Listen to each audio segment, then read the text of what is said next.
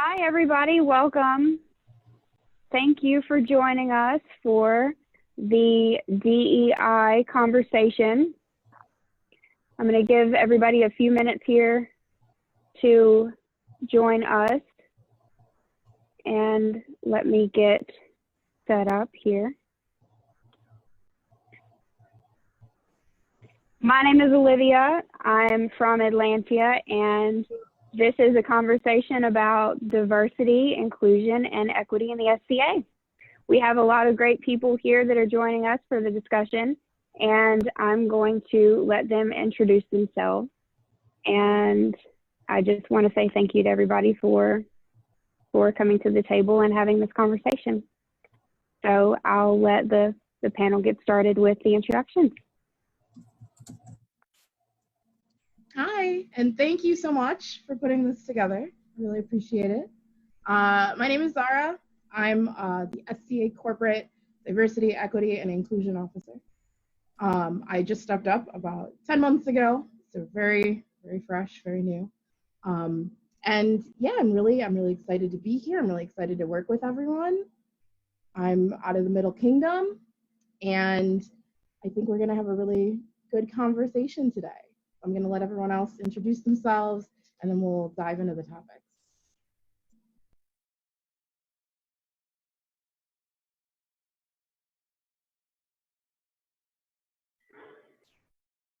Hi, my name is Seto Gesshuko. I'm from the Middle Kingdom. I just recently stepped down in this interesting time of COVID, and it's been a really great opportunity to be here, part of diversity, equity, and inclusion.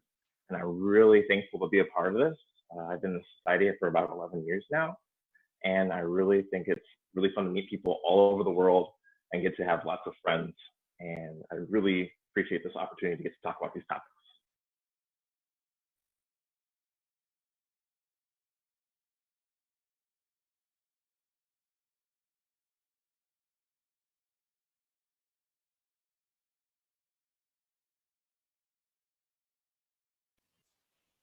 Hello, I am Akiyama Kazuhiko. I am also from the Middle Kingdom. I am a officer at the baronial level for a few positions, and in my regular world, I operate as a social justice activist in a lot of different positions, particularly in the university and academic setting. I'm a librarian and a researcher by trade. And this is a thrilling opportunity to see so many faces dedicated to improving our society. Hi, I'm Emeludt Hänsler, Emmy, both in and out of the SCA. I live in Atlanta, and I'm a companion of the Order of the Pelican. I've been in the SCA since 2005, and I participated as an officer on all levels, helped with events. Most people know me from kid activities. In the normal life, everyday mundane life, I have worked in the legal and compliance field, and I have a really deep background doing volunteer work in the LGBT community for active duty military, veterans, and guardian ad litem. And in the SCA, I'm very much a queer here. So thank you. Hi, I'm Helga. I'm from the West Kingdom. I am a knight, a pelican, and a royal peer. And I have been openly bi and poly in the SCA since I was a teenager. And I'm here today because I was asked to come join this panel, and I'm very honored. I believe that the SCA is continuing to grow and change and address some of our behaviors so we can continue to be more inclusive. And I'm hoping that this is a really good step towards that, where we can all have these conversations. So thank you very much for everybody being here.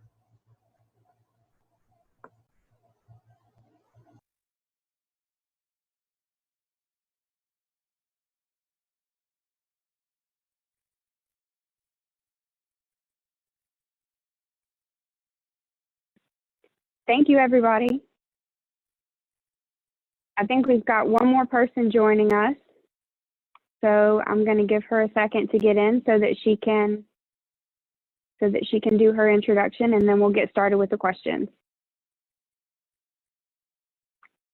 So Let's see. Here we go.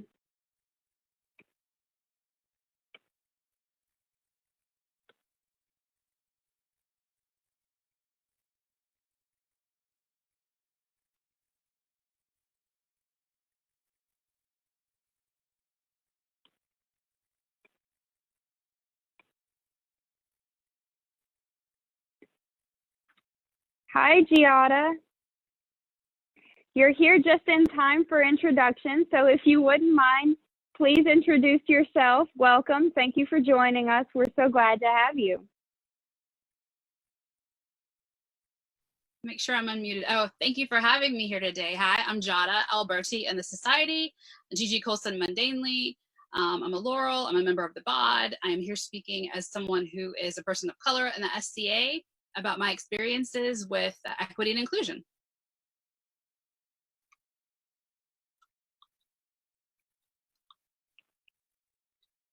Thank you. So I am really excited about the panel that we have here today. And one of the questions that we got asked was, if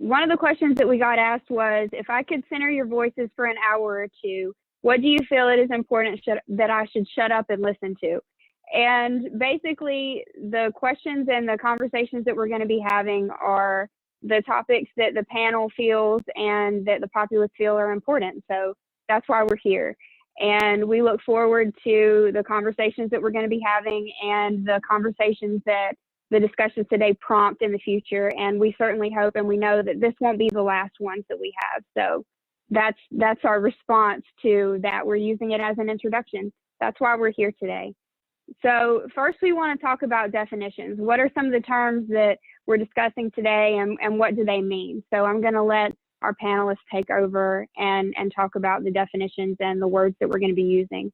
So. Yeah, so we'll start really quickly defining what diversity, equity, and inclusion actually are. And it's going to be pretty straightforward from there, but diversity is simply the presence of people who belong to different social groups and have different identities. We definitely want to make sure that when we talk about diversity, we're not talking about quotas, right? Diversity is the natural outcome of having a truly equitable and inclusive society. So let's talk about what equity is. Equity is equal access to opportunities in your organization for everyone, regardless of social group. There's a difference between equity and equality, right? We think about equality in terms of giving everyone the same thing. And that's really a concept we come up with as kids, right? You get a cookie, I get a cookie. But that's not fair when we look at things as adults. It's much more complicated. So when we talk about equity as adults, we talk about giving people what they need in order to succeed. And that often means giving people different things.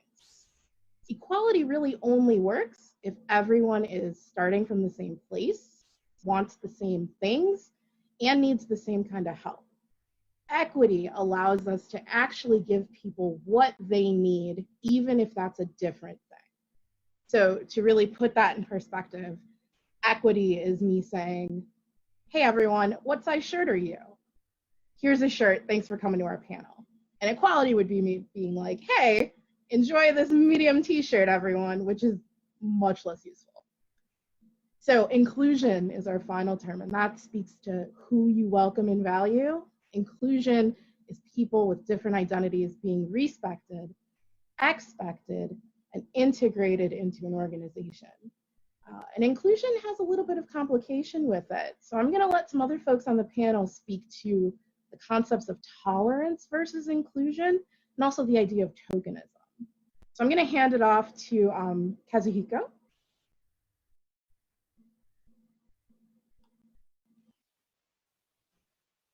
So what I'd like to, oh dear. So tokenism is a one of those processes we try to do to address equity, but still using an equality model. in which we try and ensure that we have successfully included everyone around us. But we try to apply a mathematical standard first. So you might end up saying, of course we're inclusive, because I have this mathematical number of people who meet my efforts to include, rather than ensuring simply that we have the ability for people to be included, regardless of how many come or are present. This is the dreaded, we're not exclusive in the society. Obviously, my barony has 2 Black people in it. So it's not as useful or as welcoming to simply seek proving that you have included people. It's more about who comes and how you treat that individual.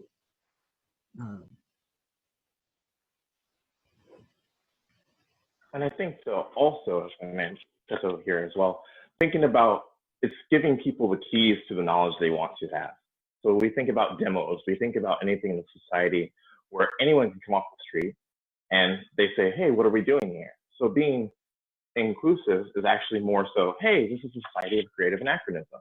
If you would like to do, what are you interested in? Would you like to learn about blacksmithing? Would you like to learn about fighting? Would you like to learn about cooking, dancing? You name it. So you give each person this key to whatever door they want to open. And then they get to decide if they want to go through that door or they go through somewhere else. So it's all about including people and making sure that you're giving them that equal choice, no matter of stature, color, race, anything, disabilities, anything. You're just treating them as a human being and giving them that information they would desire. So that's something I think as well.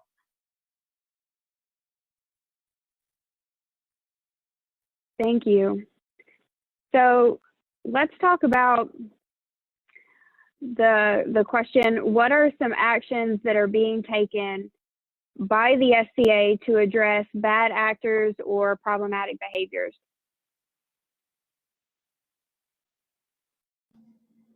Sure. So there's a lot of different policies at play here. And we are definitely looking at our policies right now and evaluating whether what we have is serving us and what we need to create to better serve us. So you'll notice that the introduction is currently up for commentary because we want it to better match who we are as an organization. And some of the ideas in it don't quite fit with who we are right now. If we look at our core values, that is really our code of conduct. And we expect people to do their best to abide by them. And if you look at the various policies that have been updated in the last 10 months, so you've got the addition of a sexual misconduct policy, you've got the bullying and harassment policy, which has been updated with definitions and a lot more information about what it is, what it isn't, what qualifies as bullying versus harassment. So at the policy level, that's what's happening. At the level of enforcement, what we really are looking for is people to be evaluating cases on the basis of those policies. And so we're looking to create more training to put out there for people in positions of authority, people in the seneschalate, event stewards, marshals even. And it's kind of a two-pronged attack, right? Because you've got the policy itself, and then you've got people feeling comfortable enough to enforce it. I'm gonna let Gigi speak more to that though.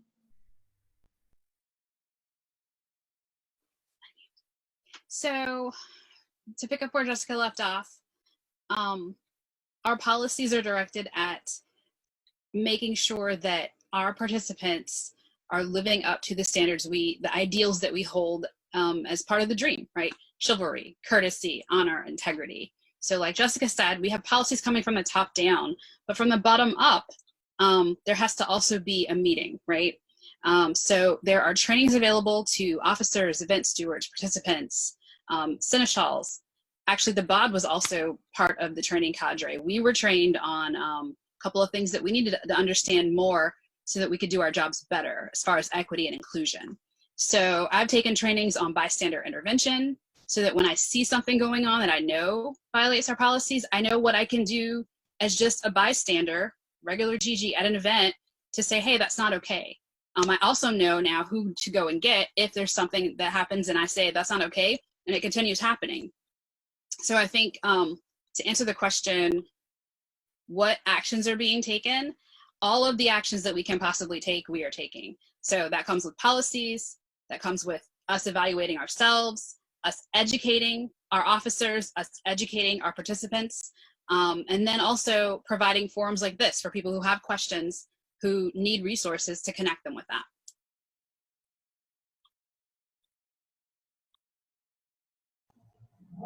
So I'm not sure what that I have much more to add there.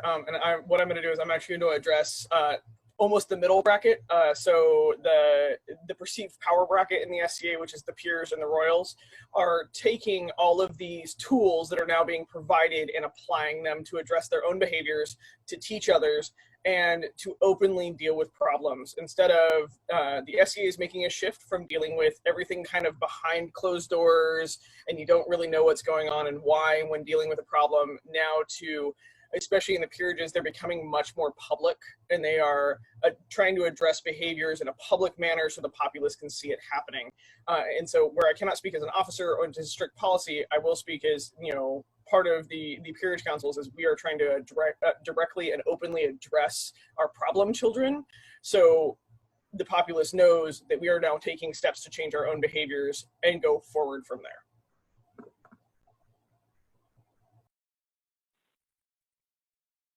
Thank you. So what's the difference between bad people and bad acts? Okay, so I like to think of the quote from Verna Meyer, who is a renowned diversity, equity, and inclusion expert. She travels all over the world helping corporations understand the concepts and apply them for the betterment of their employees. So she said, we were all outside when the contamination fell, meaning the information that we get that feeds biases, we all get this, right? I have been in a situation where I'm in a limo and I'm wondering if the female limo driver, because at first I was like, oh, female limo driver. And then we get to a situation, a crowded parking lot. And I'm like, is she going to be able to park it? So was I bad for having that thought? Was I bad for having a bias?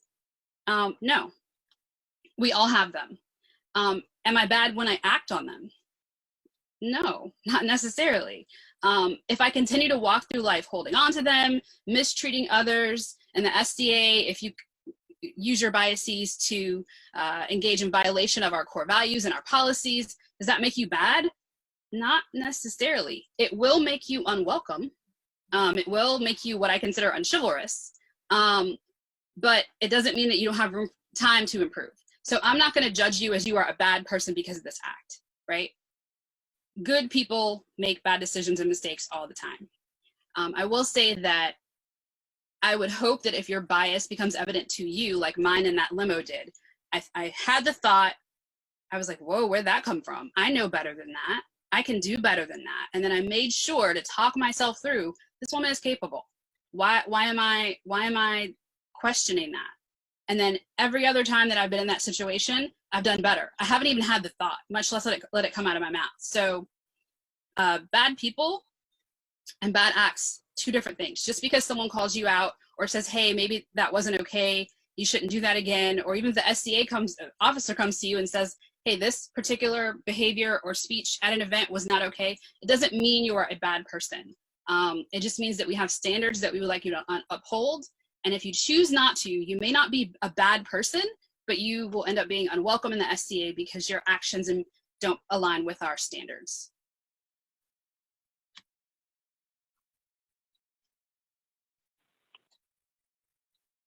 Thank you, Giada. Some people frame the SCA as a way to escape modernity and politics.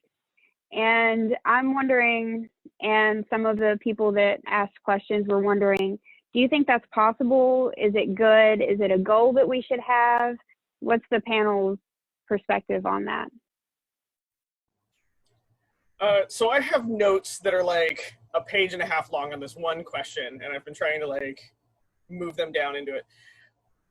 The SCA is a way to escape mundanity, but when our society right now is mixing both political and human issues together, we actually can't really escape it, because the SCA is a microcosm of what is going on outside of it. There is no leaving biases at the gate. It doesn't happen. We will continue to act them out. And so where I think that it is very easy to leave who is, you know, liberal and who is conservative at the gate, we can't leave the actions behind when it starts affecting human nature. And so that's a way that we can't actually escape the mundane world, where we should be able to escape like the huge power lines overhead and our homework or our office work or anything else like that. We can't escape the human issues that we are facing both in the SCA and out of that, which diversity, equality, you know, our own bias sets, that is going to continue to spill over, and we're going to have to continue to address them. And so there is no magic wand. You can't just leave that at the gate. Everybody has to continue to work on what they are working on to be better people. The SCA just gives us a platform to erase our character sheet and rewrite it and be a better person in the process. And so in that way, yes, we can. You can continue to work and be better and use the virtues, but please take that home and use that and mix that side out, you know, in your person all the time. And so as much as I would love to say you can leave it at the gate, I don't think you actually can. And so continue to address those behaviors, continue to be a better person, and use our ideals to like, check, I have that bias, oops. Also, with the thinning of the veil between, you know, modern data and social media and walking onto a site, we know who and what you are posting online. That's gone. The days of not knowing what somebody does as a job or how they feel about a class of people or personal opinions is almost gone. And so again, we ourselves have gotten rid of that ability through social media and what we post and how we post.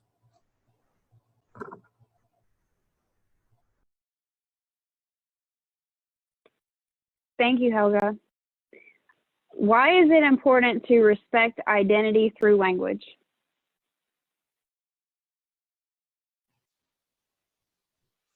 So I am a trans person, so I have a number of identities. Everyone has a lot of identities. I am a student and a librarian and white and pagan, and I play D&D and. No one word is every bit of what I am, but everyone is important to what I am. I might not always play D&D, but it would be incorrect to say that I don't have that identity. The same is true for the hot button identities, like race and gender. So whether or not those identities change, like for instance, my apparent gender has changed, it's still absolutely necessary that it be considered a part of me. So there's science about why we have to, you know, actually care about other people's identities. In the trans community, trans people have an astonishingly high risk for suicide. When you look at what percentage of trans people have faced suicide and suicidality, it's well over 70%. But when trans people are respected with their identities, like if you use the right pronouns for trans people, that drops back down to the normal place of right about 4%. Like we don't want to think about 4% of our population at a risk for suicide, but at least it's not at the 70%. So you also want to give space for yourself to learn that you need to use, you know, your language effectively. You might learn a word at one point and then realize that that's no longer the commonly used word. A good example of this is the difference between, for instance, Black and African American. They are both words that get used, but they mean slightly different things. So it may be a difference that is confusing in your world, but you wouldn't, for instance, say African American to refer to people who were born, live in, and are only in Africa. But if you mean all people with dark skin, that may not be an appropriate word to use. Same for guys and dudes as potentially gender neutral words. You might call everybody guys, but one of the internet jokes out there is if you are a straight man, you may not necessarily say that your sexual partner is a dude. So, so we're always growing. English has more than 629,000 words or so, and it's always adding. So I just want to encourage people to allow others to define themselves. Let other people be able to tell you, oh, I am this religion. I am this word for my race. I am this gender. And try not to assume that I'm Christian or I'm a Pathfinder player. Ugh. Or a sports fan. No can do. And I'm not a woman. So those are some light, quick ideas about how to offer the space for other people to give you their identities. And to go on top of that, besides words having power, when you misgender somebody or you call them accidental Oriental instead of Asian, you can cause a feeling of being unsafe, disrespected, or targeted. And speaking purely in the context of the SCA as a social organization, this type of behavior chips away at our foundation of inclusion. And we're trying to create a stronger foundation, and we're trying to grow. And it will cause individuals to completely walk away from the SCA when we want to grow. So if we want to grow as a group and continue to grow inclusion and build a stronger foundation, we need to understand that language and respect that comes with the proper use of language is very much a cornerstone of that foundation.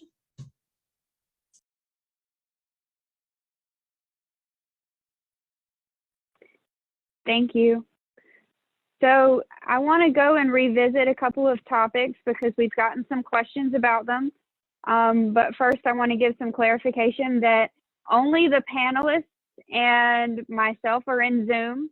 Everyone else is able to view on Facebook. So hopefully that will help clear up some confusion that we're getting on in the Facebook thread.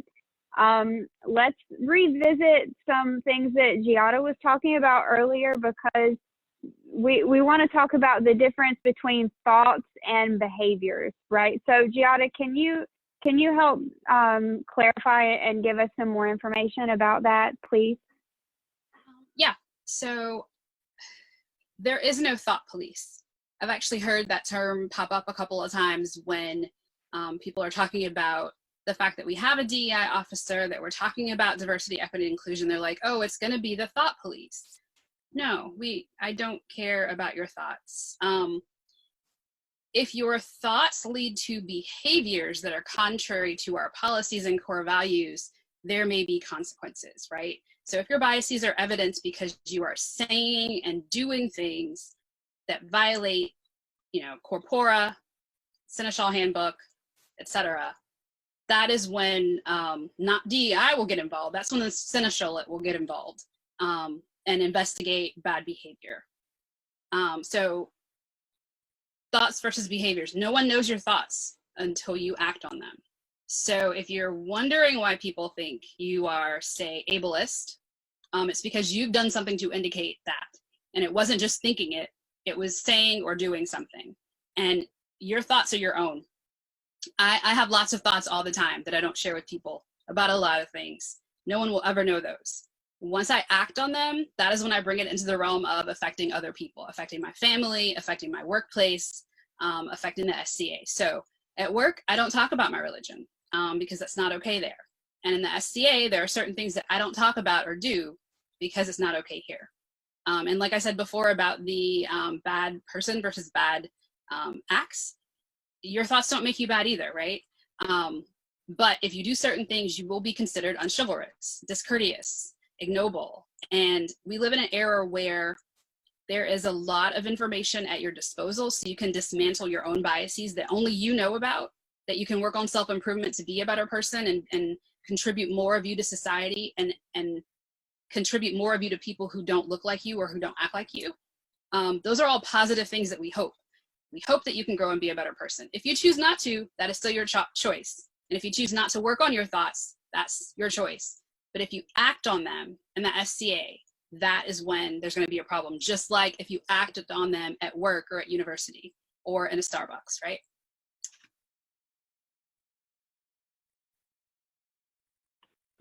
Thank you.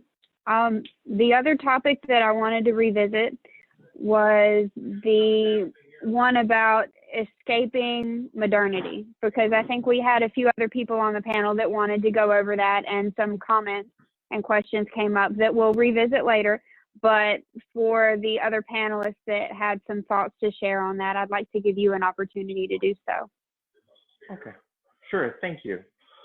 We think about escaping modernity, trying to get away from your job-wise. It is important to do so. You can do that in SCA, but you still have to be a good person. You still can't infringe on other people's rights. And you can't also infringe on other people's ideals. The society is currently changing to where we're now encouraging the whole outside world. My persona-wise, I chose to follow the African samurai Yasuke, who was actually with Christian Jesuits that went over to Japan, but yet he was himself an African. But I always loved the samurai persona. That being said, I am an African persona, not an Asian persona. There's nothing wrong. There are tons of people that do, hey, I'm a Black person and I am now a Viking person. There were Black Vikings, but you can be whatever you want to be. I could be presented as a 6'4" tall Asian if I chose to be, and that persona, as long as you respect such things. Also, we go through the society where people have said, everyone's been welcome. I don't know where you see these such things. There are times when I was knighted as people only know a samurai persona. They said, thank you. I was told that I could never be knighted if I wore samurai armor. So that is something where you still don't escape outside thoughts, but you can escape this in the society because we are playing a game and we're being courteous and chivalrous to others. Thank you. Yeah, to build on that a little bit, I do think that we need to talk about the idea of politics. That's a term that comes up a lot. And there's a lot of like, I don't want politics in my SCA. I don't want to deal with the political part of this. Leave your politics at the door. And to some degree, that's totally fine, right? If you come into the SCA and you interrupt my period class on brewing with this argument about industrial zoning, I'm probably going to be like, guys, please, your politics. But I think it's important for us to keep in mind that human rights are not the same thing as politics. If you look at the definition of a 501c3 as the IRS defines it, the idea of dealing with discrimination, of dealing with prejudice is all captured under that definition. The IRS does not consider human rights to be political. So we shouldn't either, and we shouldn't be towing this line of thinking that when people are highlighting unfair treatment, inequities in our society, that we can just dismiss it as politics, because for many of us, there is no way to leave this at the door. I don't walk into an SCA event and become less Black. It's just not a thing that happens. There is no escape for people in marginalized groups. And I think the fact that people like to say, I'm here to leave all of this behind, it's really an indication of privilege. And I think there's a lot to unpack there. So I wanted to offer a specific issue that comes up a lot recently, at least for me, being a transgender person. So I was assigned the gender of female at birth, but I am a man. So people get weird about bathrooms, but it's a thing that everybody has to have to be at an event. But I can't just show up at an event and know I'll be able to use the bathroom. I'm at that point in transitioning where I sometimes confuse people. I've got a deeper voice. Sometimes I have a full beard, but I still have a full chest. So people get confused, and I'm obviously trans. So I can't go into a women's bathroom wearing a beard and people be comfortable. And I can't go into a men's bathroom with this chest, and I can't hide it. So I can't not be trans while I'm doing SCA. And that's in real life, in SCA, anywhere I am. So to even play in the society and not have to go urinate in the woods or just not bathe all of it long, I have to know ahead of time if there's any, effort to include me. And not just me personally, but the status I happen to be in. And this is regardless of whether the people think it's bad that I'm transgender. It's about whether or not there's the ability for me to pee. So that's one of those key operations between tolerating, people who are different from you and actively working to include people.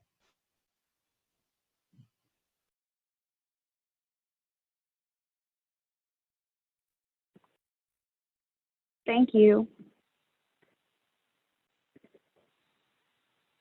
This question has come up a lot, and it's very important.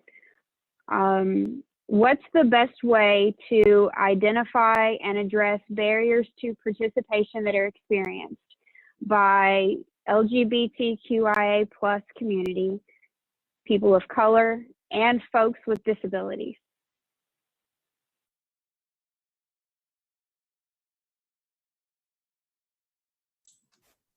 Okay.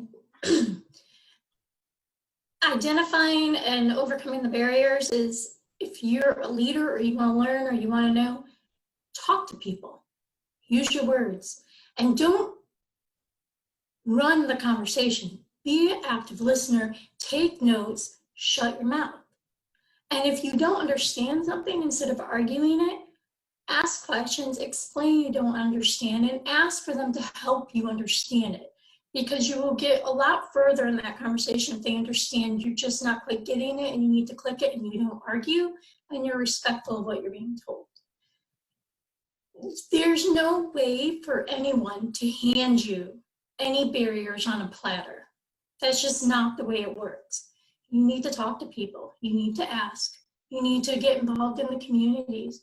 You need to get outside your box and experience the other part and learn from them. That's the best thing you can do.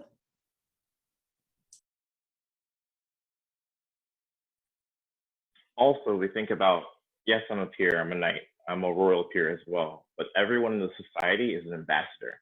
As soon as you decide to be a member or decide to work in events or do anything, you're now an ambassador for the SCA. So always do your best to put your best foot forward. So just by being welcoming, once again, give people the keys to the kingdom, helping people on what they want to find, what they want to do, that's what helps. But also listen, and don't be gender specific. You have a nice young lady such as like Olivia come into you and you're saying, hey, you say, what do you want to do in the SCA? Or what do you want? Don't want to say automatically, hey, do you want to learn about cooking? Do you want to learn about dancing? Do you want to learn about all these other things that are gender specific? That's not saying that she doesn't want to do these things, but let them choose or give them some options. They might want to be an awesome rapier fighter. They might want to be doing cut thrusts.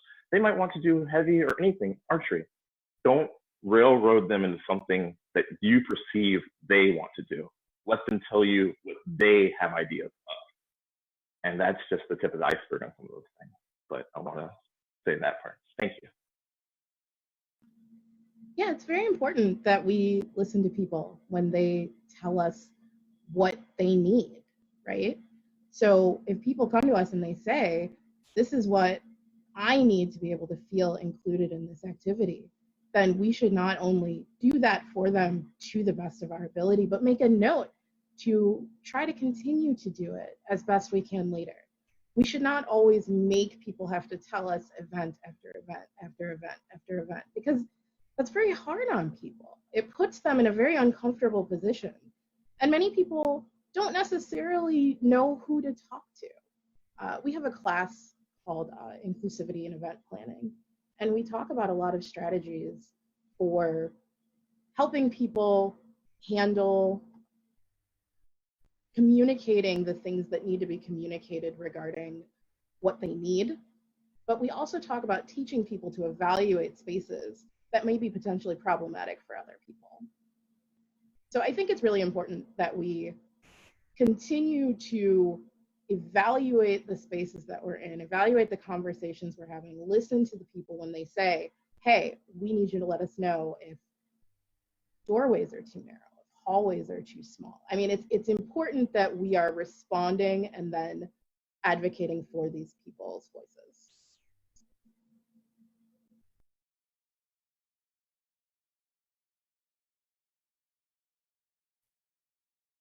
I'd like to also offer an experience that I personally have had, is that people assume that I am not differently abled because I don't look sick. So one of the ways that you can identify and address barriers to participation is to plan for all types of people to come to your event and try to make what reasonable accommodations you can. So there is a checklist that Jessica, I believe, has for her DEI office. She has a class on ADA for event stewards, right? With a list of recommendations, like best practices that people, event stewards across the known world have used. You know, you can take what you can take and use what you can use and leave the rest, but try to make the most reasonable accommodations for the variety of people that you want to welcome to your event. Even if you don't know if someone is going to be coming that might have a bathroom situation, be proactive and say, okay, in case someone comes who might not feel like there is a place for them to go to the bathroom, let's make sure that we designate, you know, and it's as simple as not constructing a bathroom, but having a piece of paper and putting it over whatever designation is on the current bathroom and writing, this is a bathroom for everyone. Simple things like that that you can do. And don't assume because someone is having difficulty with high sensory areas or sound or light that they're just having, you know, personal issues. It could be an invisible disability. They could be neurodivergent. I have had situations where I needed a safe space to go. And I ended up going in my car on a hot day, and that was okay, but it would have been nice if I knew that if I went to gate, they would say, okay, you could use that room over there, you know, an indoor event. There are rooms for royals, there are rooms for other things. Perhaps if you have a situation where there's a tent, an extra one, you can designate that for people who might need to go to a low sensory area, or if you're in a building like a classroom building, you have a classroom for that. So just try to plan for all the different types of people that typically do come to events. Look at that list of best practices. They'll give you an idea of what you may expect in your area.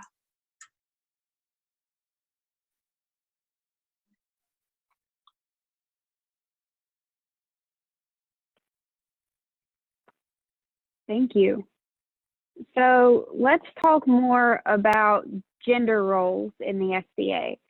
Have any of you experienced or witnessed toxic gender roles in the SCA? And if so, how? And what were they? And how did you handle that? And what are we doing to improve it for the society as a whole? So I'll jump on that one, and I'm going to own my shit right out the gate. I have experienced it. I have also helped create it, and it is something that I am currently attempting to address in myself and my behaviors. And so I'm going to speak to this on both ends of the spectrum. I am definitely a heavy fighter, and one of the toxic gender roles that I experienced was being one of the boys to be accepted in the heavy fighting community, and not just that pretty chick that puts armor on. And I reinforced that behavior from the time that I was a teenager to actually very recently, where I never wore makeup. I never tried to be feminine in almost any way because it was much easier to be accepted in the fighter culture. This is rapidly changing though, which makes me really happy. And part of the way it's rapidly changing is having the female fighters in the community just be like, nope, I am unabashedly female, or female presenting in this, and still here as a fighter. And part of this also comes into some of the gender roles or the toxicity in some areas is we don't really take the spectrum into account. We try to herd everybody into boxes because then that's acceptable, and that is how we can see them, because it's easier to categorize people than see them as a person or see them as what they are in that moment in time. And we see this across the SCA with somebody that shows up very feminine looking tends to be shuffled into, well, we assume that because you're very feminine looking, you're going to be into this, and so maybe we'll just herd you this direction. The laurel path tends to be a feminine path. The chivalric path tends to be a masculine path. And people will try to apply those behaviors to you in the process. And it is incredibly subconscious. What I went through, and when I had that moment of waking up about my own toxic behavior around it, it was shocking and soul crushing, because I realized that I was doing it to other people, where if I saw another female fighter or a female presenting fighter and they were very feminine looking, I assumed they're not hardcore. And when that came out of my mouth one day, I realized that I was the toxic individual in the process. And so experiencing it, so how do you handle it? Well, you have to address it internally first. You have to deal with your own biases first before you can help others deal with their biases. And one of the ways that I've dealt with the bias is I don't care how you present. If you're a fighter on the field, one, you're worth my time. And two, I'm not going to make judgments on how you look. That is the most shallow thing I could have done that I have fought against my entire life, and then I was doing it. So just deal with your own internal biases and don't put somebody in a box based on how they look within the society, because we're going to grow and flourish so much faster when we take each individual into account versus just assuming and then acting on it. Yeah, that's really the big part. When we think about chivalry in general, a lot of people will say it's not gender specific, but people bring in their own modern appeals, right? So even though we're based upon medieval or reenactment, I'm still Spencer and mundane. Well, I still think about things that I think about that way. Some people think chivalry is only male genders, think about only opening the door for a woman, only doing these things. Sometimes women want to open the door for themselves, especially at this point. So you can't necessarily say, don't allow me not to do this, this is my chivalric right. So in words of changing chivalry, people can change things to whatever words they want to. Words have different meanings, it depends on different cultures, Japanese cultures, European cultures, African cultures. Sometimes they just don't cross over. But more to the fact, we talk about toxic masculinity or just toxicness in the fighting culture, think about also, maybe it's ingrained. So I know being a fighter is like, I gotta be the last person on the field. If I come to events, I have to fight all day. I can't go learn all these other things. But we want to have learned individuals that become peers or that become those martial props. We just don't want to be, you hear stick jock. Where are they taking their classes? It took me 10 years in the society of going to Penzic. Granted, I wanted to do these things, but I couldn't find time to do a class until my 10th year in the SCA because I was so busy in the fighter culture because I had to do this. I had to go do this. So it's changing the inside, but also letting people know that, hey, it's okay. We talk about giving that microphone to people that aren't being heard, be it male, female, black, white, anything, trying to help them with that. So I think that's really important that we help get rid of some of those stigmas. And I know it's also in the chivalry, we talk about brotherhood a lot. I always say brotherhood and sisterhood, or I say guys and gals. Don't rob people of their identity just because they are a fighter foremost, but that doesn't mean they're not a woman. That doesn't mean they're not a male. So come together, have empathy, but also work on building a well-rounded individual. Thank you.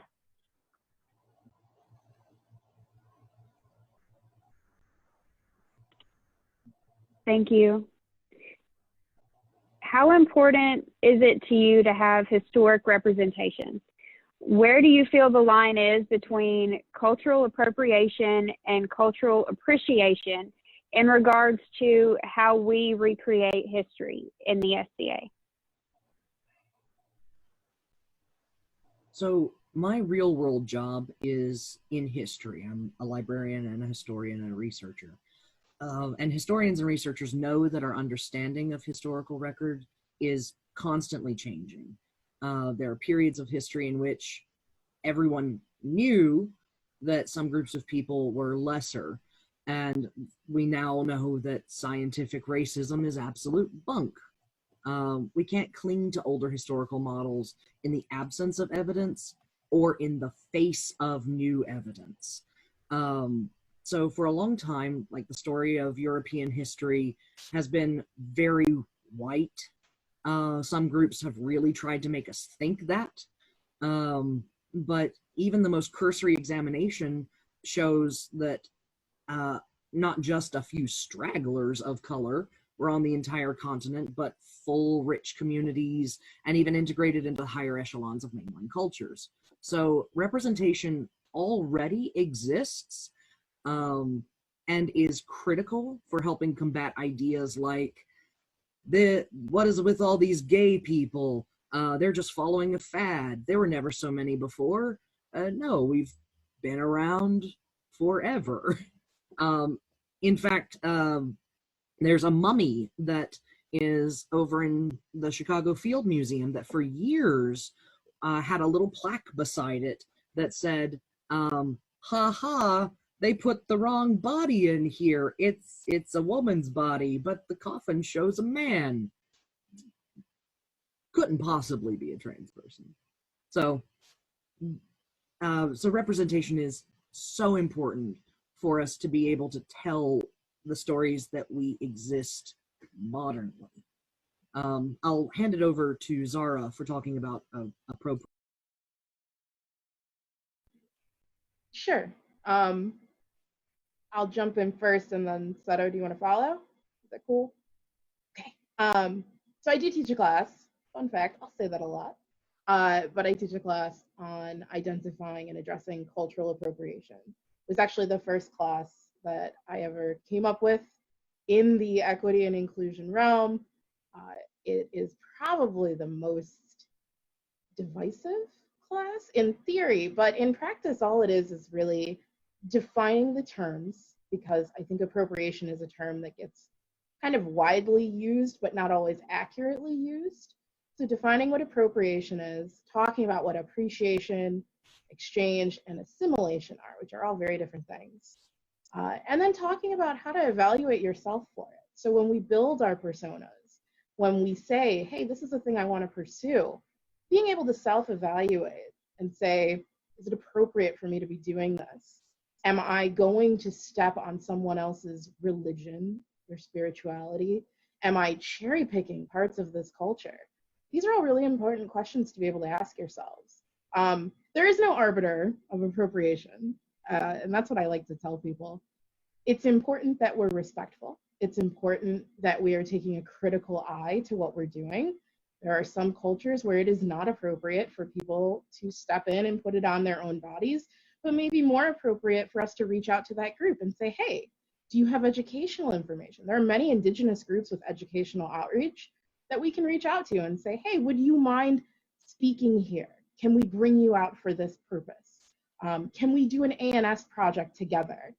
There are many ways to explore other cultures in ways that are not appropriative at all.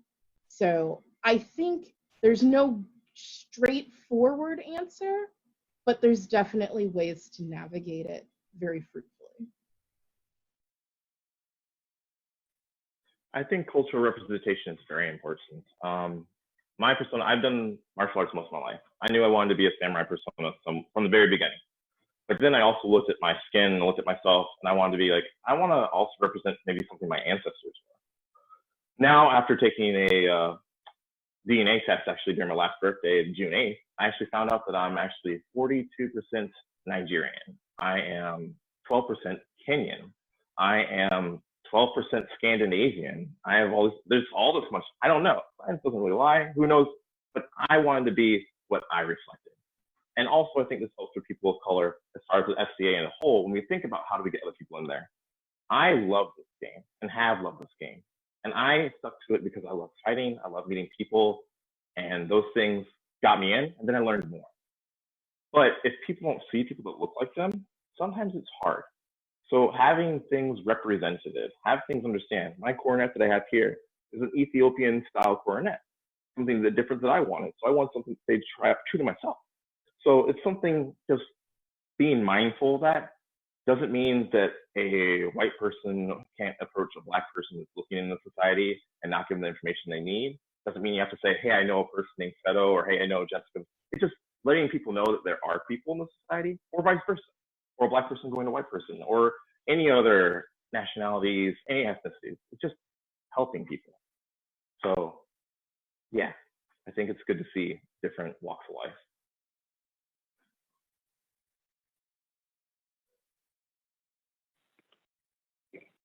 What changes are being planned to address inclusion, diversity, and equity over the next few years? How can someone get involved, whether they're allies or members of these communities? That's a big question. I can talk about some of them, right? I am in this position for the next couple of years.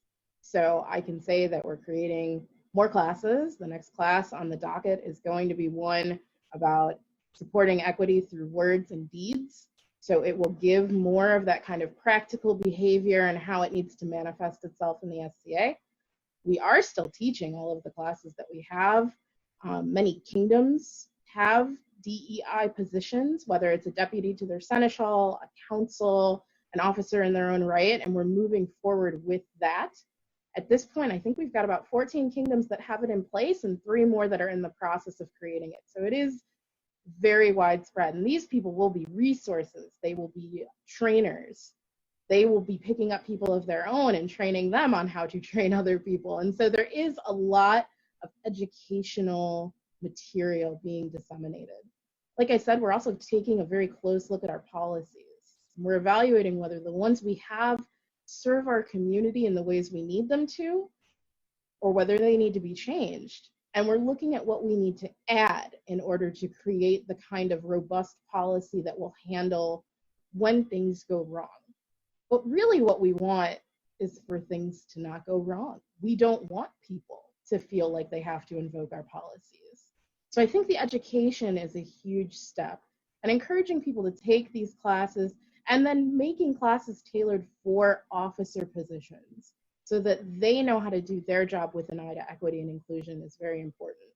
There's other initiatives going on, much more than I could say on this call, but one way that people can get involved, you can message me, equity@sca.org, send me an email, we can talk about what your idea is, we can talk about ways you can help the organization. I have a team of people who are helping me on digitizing some training, and they've been absolute rock stars. And I'm very excited for that to come out and for their work to be highlighted. So there are a lot of opportunities to get involved. And one other part, even though this is not quite what we want to say, if you guys see things that the DEI is working on, or just in general, write good things about it. People are always writing the bad things. So if you see something you like, let them know. That's all. I'm gonna put my Pelican hat on. I'm gonna say something that I have said over and over again. We are an organization that deeply depends upon volunteers. So change or help's not gonna happen if you just sit back and say you don't know what to do and you don't reach out and ask. For example, I personally noticed we didn't have a DEI in Atlantia, so I contacted our seneschal and asked about it. Anybody can do that. Anybody can volunteer. You could say, hey, I know we don't have this, but if you need help, I'm here. And let me tell you, that makes you a rock star. When they're asking for volunteers to give feedback about changes that are needed, or they're having roundtables, instead of hemming and hawing and staying back and hidden, speak up. Offer to be a part of it. Be a voice. When you know they need help, instead of hiding and saying, oh, I don't matter, shut up with that negative talk about yourself. Everybody matters. Get out there, be a part of it, be heard. They talk about hidden workforces, well, quit being it. Be a part of the solution and quit hiding and step forward. That's the biggest thing you can do. All right, I'm done with my Pell talk.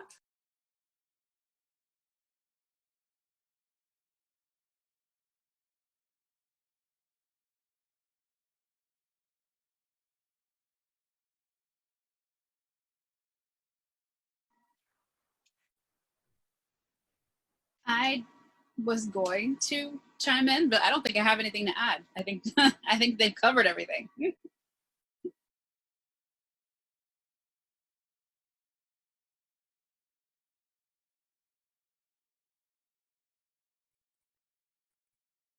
So going forward, how do we as a society continue to grow past old systemic or ingrained behaviors to create a more inclusive SCA?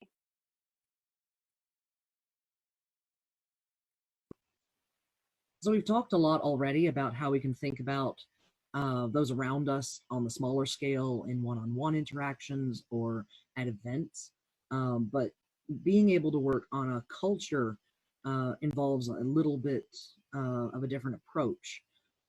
Zahra's talked a lot about how we can look at foundational documents, education materials that can be disseminated at like the officer level.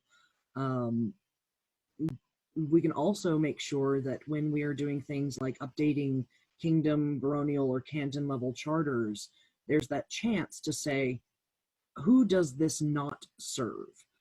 Your documents can become a template for future officers or event organizers to make sure that they remember to say things like, oh, and let's also get a disabled access porta potty, or remember to say things like, oh, this site has a lot of hills, we'll probably also need to get a golf cart.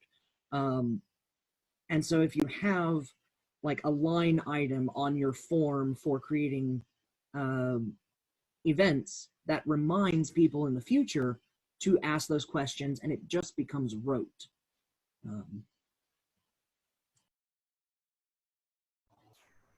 I'm going to attempt not to cuss when I answer this, so I'm really sorry to those watching and the panel. I have tried to be very good. I may not at this point. Going forward, how do we as a society continue to grow past old systemic or ingrained behaviors and create a more inclusive SCA? Here's my one F-bomb. Get the fuck over yourself, actually, is how we do it.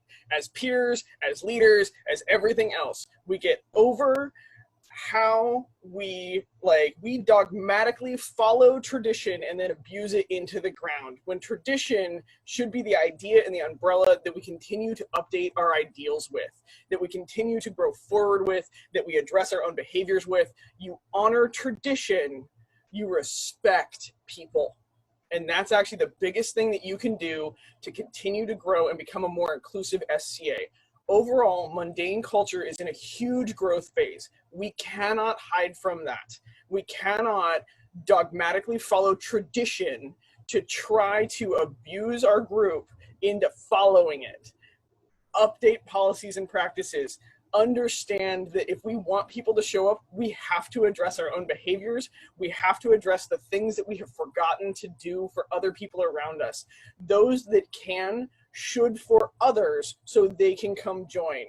You know, making sure that if we can, is it affordable to hire somebody that can then interpret court for us? Is it affordable? Do we have somebody in Kingdom that we can bring in so our deaf population can have a signer at court so they can be a part of court? Is it in the budget to make sure that we have extra porta potties and handicap access porta potties, and making sure they are in a location that is usable, using this brain that all of us have to be generous, to be giving, to be inclusive, and then bring that large umbrella of all our weird, fun, amazing traditions of getting dressed up and sharing our ideals, I'm going to put that there, of the medieval lifestyle, and understanding that it's not going to match everybody else's, but we have to be accessible. Otherwise, we're going to die off to dogmatic tradition. So we should all just remember that and go forward and have fun at what we do and make sure that others can have fun with us. Because if you are able, make sure somebody else can too. So there we go. There's my soapbox. I'm going to add on there because Helga just kicked ass with that. If you are having issues with change, go pick up the book, even though it's a corporate book, Who Moved My Cheese? Because you need to learn how to move with change. You need to learn how to grow, and you need to learn how to roll with it. Because life isn't static. Things don't stay the same. Things are constantly changing. And the SCA is nothing more than a subgroup of our society. And with change outside of the SCA, it's going to happen here as well. So you just got to get over it. You got to make it happen. You got to be fluid. And when you see somebody being a crap, when you see somebody treating someone badly, when you see the ingrained behaviors happening, and you know when you see it happen, and you can see that person's face, and you can see the defeat coming on them, it is not courteous to stay quiet. It is more courteous to step in and resolve the issue, because you're respecting the person that's being disrespected by the other person, exhibiting these sexism, racism, transphobia, or whatever other issue is going on. So you are doing more by stepping in for them than you are by allowing somebody to be an asshat. So I actually wanted to mention one more thing about how to improve as we go forward, that is very hard to follow up these awesome statements with. But when I see a group of Skadians start trying to say, all right, we're going to do better, the impulse is often a lot of times to generate a symbol of association with those good new ideas. And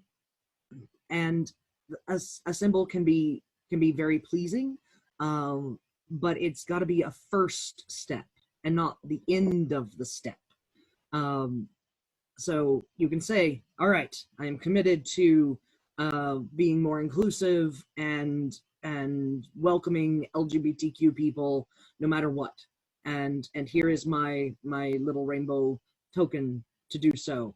And that is welcoming and awesome and wonderful. But that also means that you have to stand up for it when it happens. You have to interrupt. You have to talk. You have to work for those statements, just like Emmy has said and Helga has said. And also I would say,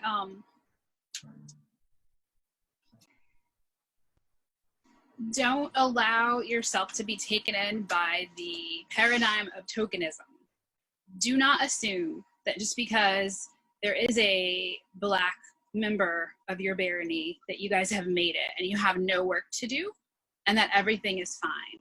Don't assume just because you have a trans member of your kingdom who's widely, praised and included and talked about very positively in public that you guys have made it and there are no problems. You will be surprised as to the issues I still have as a Black woman in the SCA, even though I am a peer and even though I have a pretty high position in the SCA. Sometimes it's all I can do to not quit, literally, because there are so many problems that I have to deal with. However, I am tenacious and I'm not gonna let anyone take what I love about being in the SCA. I love dressing up, I love history. I'm not gonna let someone take it from me. But I can't expect that of other people of color, right? Not everyone should have to grit their teeth and bear it and put up with microaggressions and insults and continue on without saying anything because saying something would make it worse.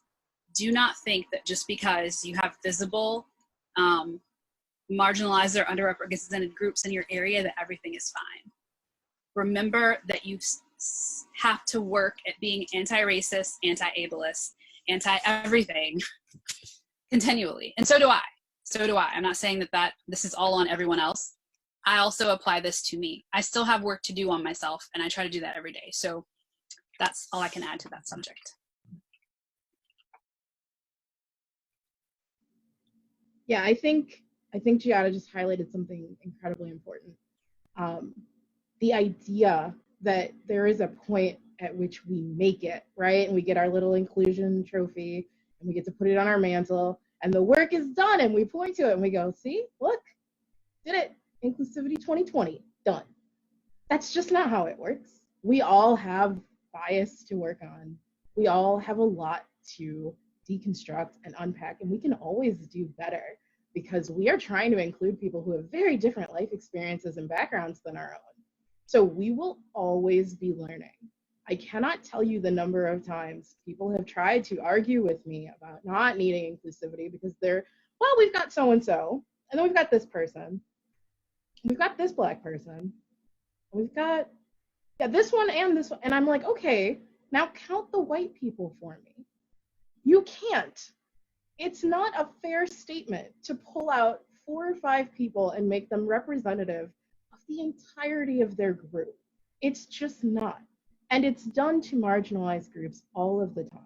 You cannot expect them to speak for everyone.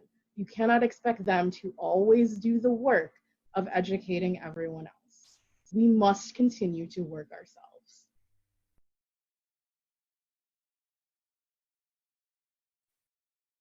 And it's so true. And to piggyback off of her Grace Helga as well, and try to do the F word just once and then take it off, like, I pity the fool who thinks that the kids aren't involved. You got to think about the ages as far as everybody. You think about all the older people that need to be listened to, and you think about the kids. I know so many people that have grown up in the society that have felt like they're not listened to. And we're not talking about like 10, I mean, they still exist and they still are part of it, but there's kids now that are 13, 14, 15, 16, 17, 18. And I got to see as Prince last year at Penzic. And it's not just because I was Prince. I can do it anytime. Anybody can go. Just watch them fight, watch them do art. They're like, wow, I'm so glad you came. Because I felt like I was being left out. I'm like, are you serious? We should be catering to you and having all the stuff for you to be able to listen to. And if they leave, that's even more reason that we're going to die. And just think about it. I think one of the biggest things to take away here is have a little bit of empathy. Just think about what it would be like to be a younger person you choose this point. Also think about what it would be maybe an older person who's not being listened to because they've been there. You have to come to a common ground and actually start to work towards building a better mousetrap, right? Because we want more people to play. It's all about having people to play with and have fun. So that's my last part. Sorry about that for you.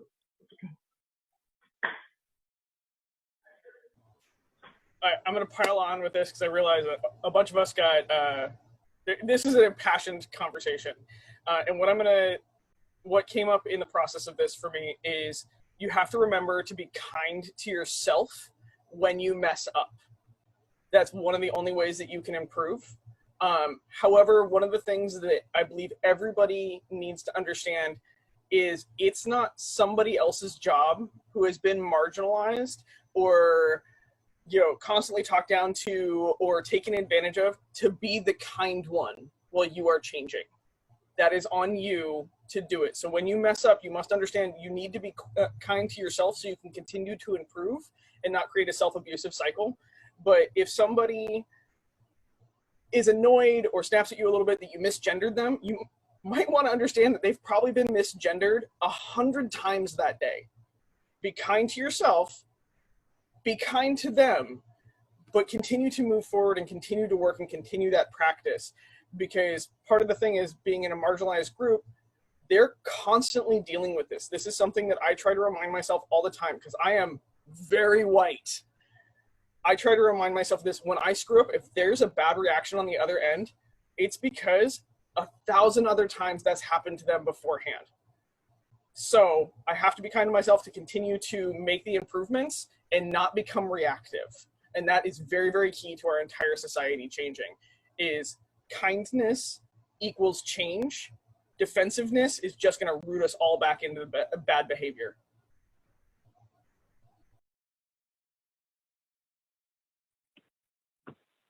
That was great. Thank you all for taking the time to answer that question. It's very important for us to know what we can do now and what we can do to move forward in a good direction. I really appreciate that feedback. So I want to remind everybody who's watching that we are monitoring the questions that you're asking us. on Facebook, and the questions that you're sending in, you can send them to me through Facebook Messenger if you want to. You can post them in the Facebook event, and we're adding them and we're going to get to them. But first we want to do a topic focus, because there has been I don't know if I want to say an uptick, but lately there's been a comments as far as who do you write into whenever something's happening? What do we do whenever something's going on and we need to send a letter in? Do we write into the bod? Do we write into the seneschal? Who do we need to send a letter to whenever we have an issue? Do we write into our crown? What do we do? So we want to do a topic focus on writing in to who and what happens. There was a question of what's the difference between abuse and predation, racism, and the bigotry that the bod will take action on, and what they won't take action on, and who do we write into whenever something happens. So we have some people on the panel who can speak to that, and I'm going to give the opportunity for them to address that. And then we're going to go over some of the posted questions that we've been getting asked. So please keep those coming in and we'll respond to those. But first, we're going to go to our topic focus. Sure. Okay. So there is a lot of confusion, I think, about the reporting process and the investigation process. And we are actively working to bring more clarity to that. So that step has already started. The Society Seneschal, Liz, has already started presenting trainings in conjunction with the DEI office about some of the newer policies. And she's got training specific to the Seneschalate about investigations and reporting. And so because we've gotten a lot of requests, we're going to take that training and we're going to make it more useful for everyone in the populace, and we're going to release it to everyone. Talisha, who is the DEI officer in Artemisia, has also created a flowchart of reporting, and we're going to take her flowchart and we're going to take other materials as well, and we're going to make those public too, so that people can see for themselves kind of how the process works. Very quickly and briefly, you will be writing in, generally speaking, to the Seneschalate or to the comments for the bod. If you are reporting an issue, it is generally up through that Seneschalate. You can go to a DEI officer or CC me if you would like assistance in knowing how something can be reported, if it's reportable at all. If you want help in constructing your report, I can do all of that, but you would not report it to me for punitive action, because DEI is educational and DEI is advisory. So we are not going to be the chain that takes the punitive action. That's definitely the Seneschalate. Eventually, investigations happen at both the kingdom and society level. That is still within the realm of the Seneschalate. The bod does not perform investigations. That is still through the Seneschalate. I'm going to let Gigi talk more about stuff at that level, but be on the lookout for more materials that will come out that will help demystify that process a little better. She hit the nail on the head. A lot of social media rallies, like call for actions, are write the bod. And of course that is perfectly fine if you would like to do that. But what we would do is then follow our procedure, because the board is out of game, right? The board is governance, oversight, strategic planning, fiduciary. How do we remain solvent as a nonprofit? We are not involved in in-game issues, and reporting in-game violations of policy. It's in-game until all of that's done, and there needs to be a high ruling on a certain case, and then we review it. That is the only time that we get involved, is in reviewing sanctions at the highest level. So, as Zahra said, writing us isn't the most effective thing to do right off the bat. I would really like to see your words get to your Seneschalate so they can do their investigation, because we're going to kick it back down to them to do that, because that's our process. So you can write your Kingdom Seneschal to report something. You can write the Society Seneschal if you have already written your Kingdom Seneschal and not gotten any response. That is a chain of command. and the Society Seneschal will work with your kingdom to figure out what went wrong. You know, were they just unaware that they could investigate it? But the Seneschal is where you go. If you want to write comments at SCA for, I don't know, venting, or you have suggestions on how to improve, or you know that there is misinformation being posted somewhere and you would like infographics, or you can write jessica@equity@sca.org. You can write comments at sca.org. Do not send attachments because comments will kick that into junk. You also have your ombudsman. If your seneschal at your kingdom level and the society seneschal do not answer you and you cannot get anywhere, there's an ombudsman on the board assigned to your kingdom that you can contact for information on what to do next. So I guess that's all I have to say about that.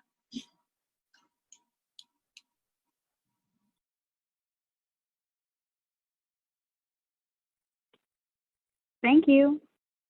So let's go to some of our posted questions. And the first one was, can we make sure our language during these times doesn't make liberal sound like it's good and conservative sound like it's bad? Like liberal equals good, conservative equals bad, because that's the danger that the asker believes many people are afraid of. Sure, I will speak to that one. So I think it's important that we don't conflate conservative with bigot, because those are two very, very separate things. And when we're talking about problematic behavior, being conservative has nothing to do with this kind of bigoted behavior that we're trying to work against. But I know that when we talk about some of the buzzwords associated with it, we talk about, you know, things like welfare. We talk about ways in which politics really overlap with this in many parts of the world. Not all parts of the world, because do remember that we are a global organization. So there are areas in which the political parties are not set up the same way they are for us here in the US. And so I think it's safe to say that being a conservative is absolutely permissible.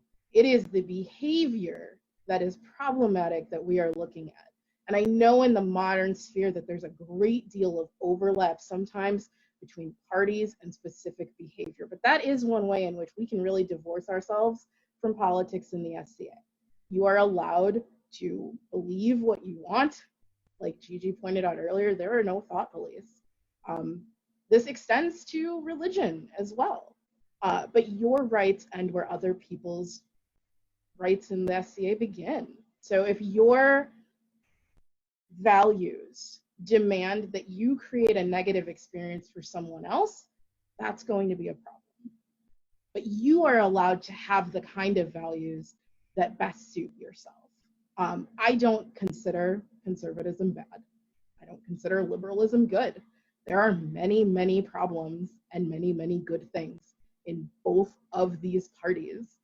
But when we talk about problematic behavior, we are talking about it divorced from any sort of political affiliation.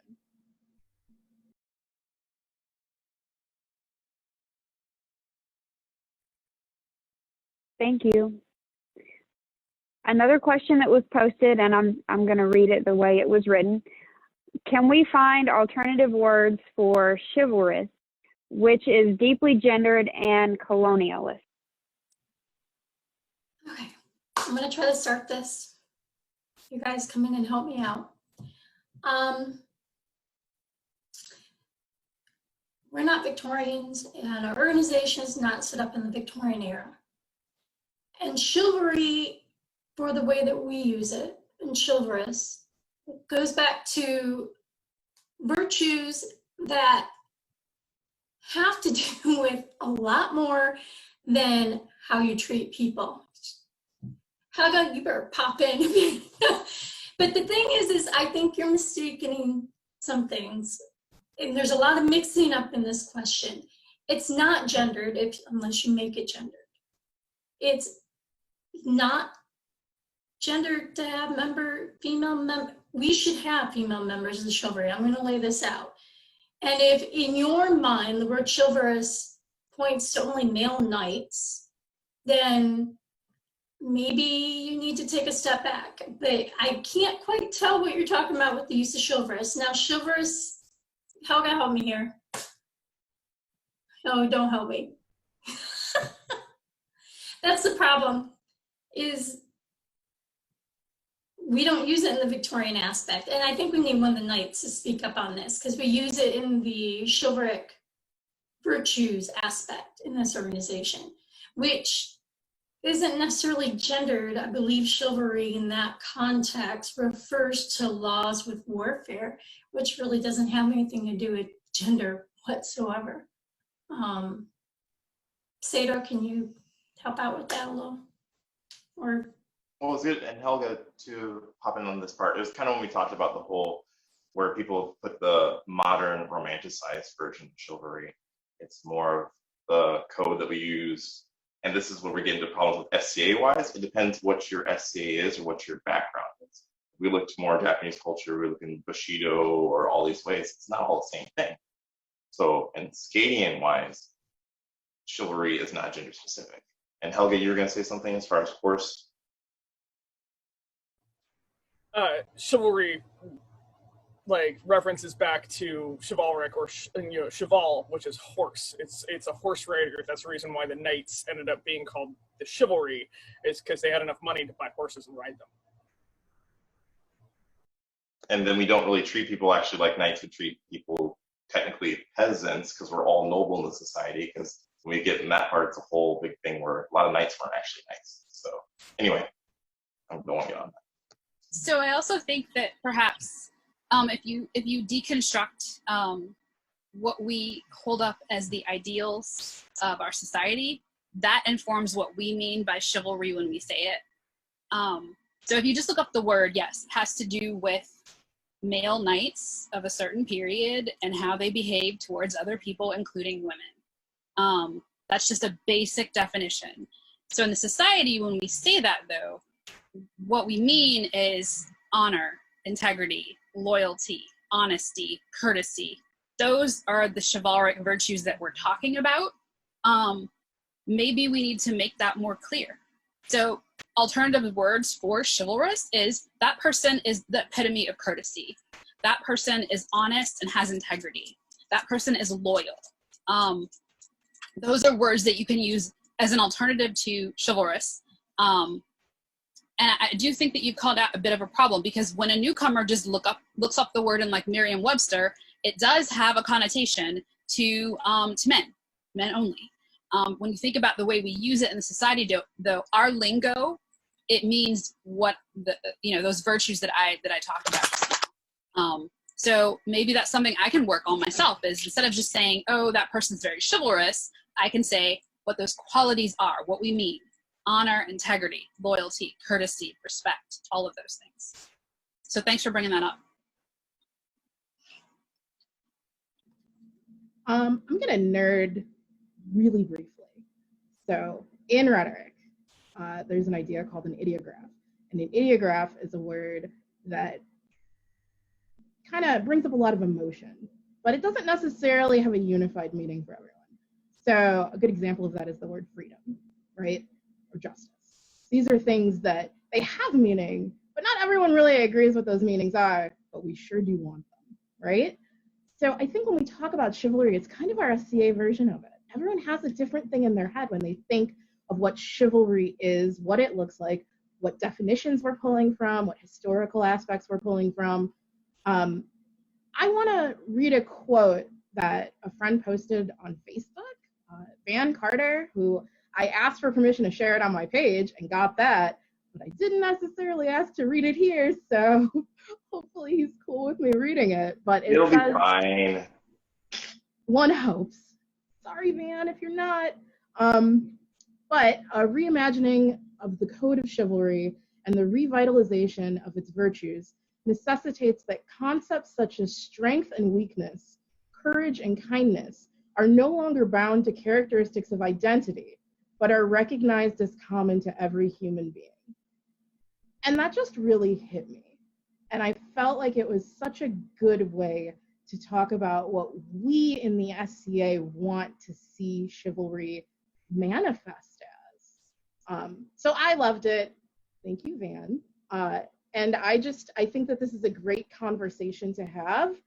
I think that we can find the language that we're most comfortable with to talk about how we demonstrate these core values successfully.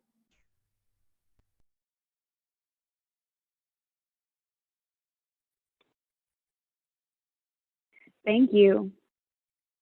So the next question that we got in was, how do we attract more people of color to participate in the SCA? So here's my opinion on that question. I have actually been asked that question before by other people at Penzic. I met with some different kingdoms, Drakkenwald and Lockak specifically. So that's Europe and Australia. And they asked me the same thing. How do we recruit and retain people from marginalized groups, people of color?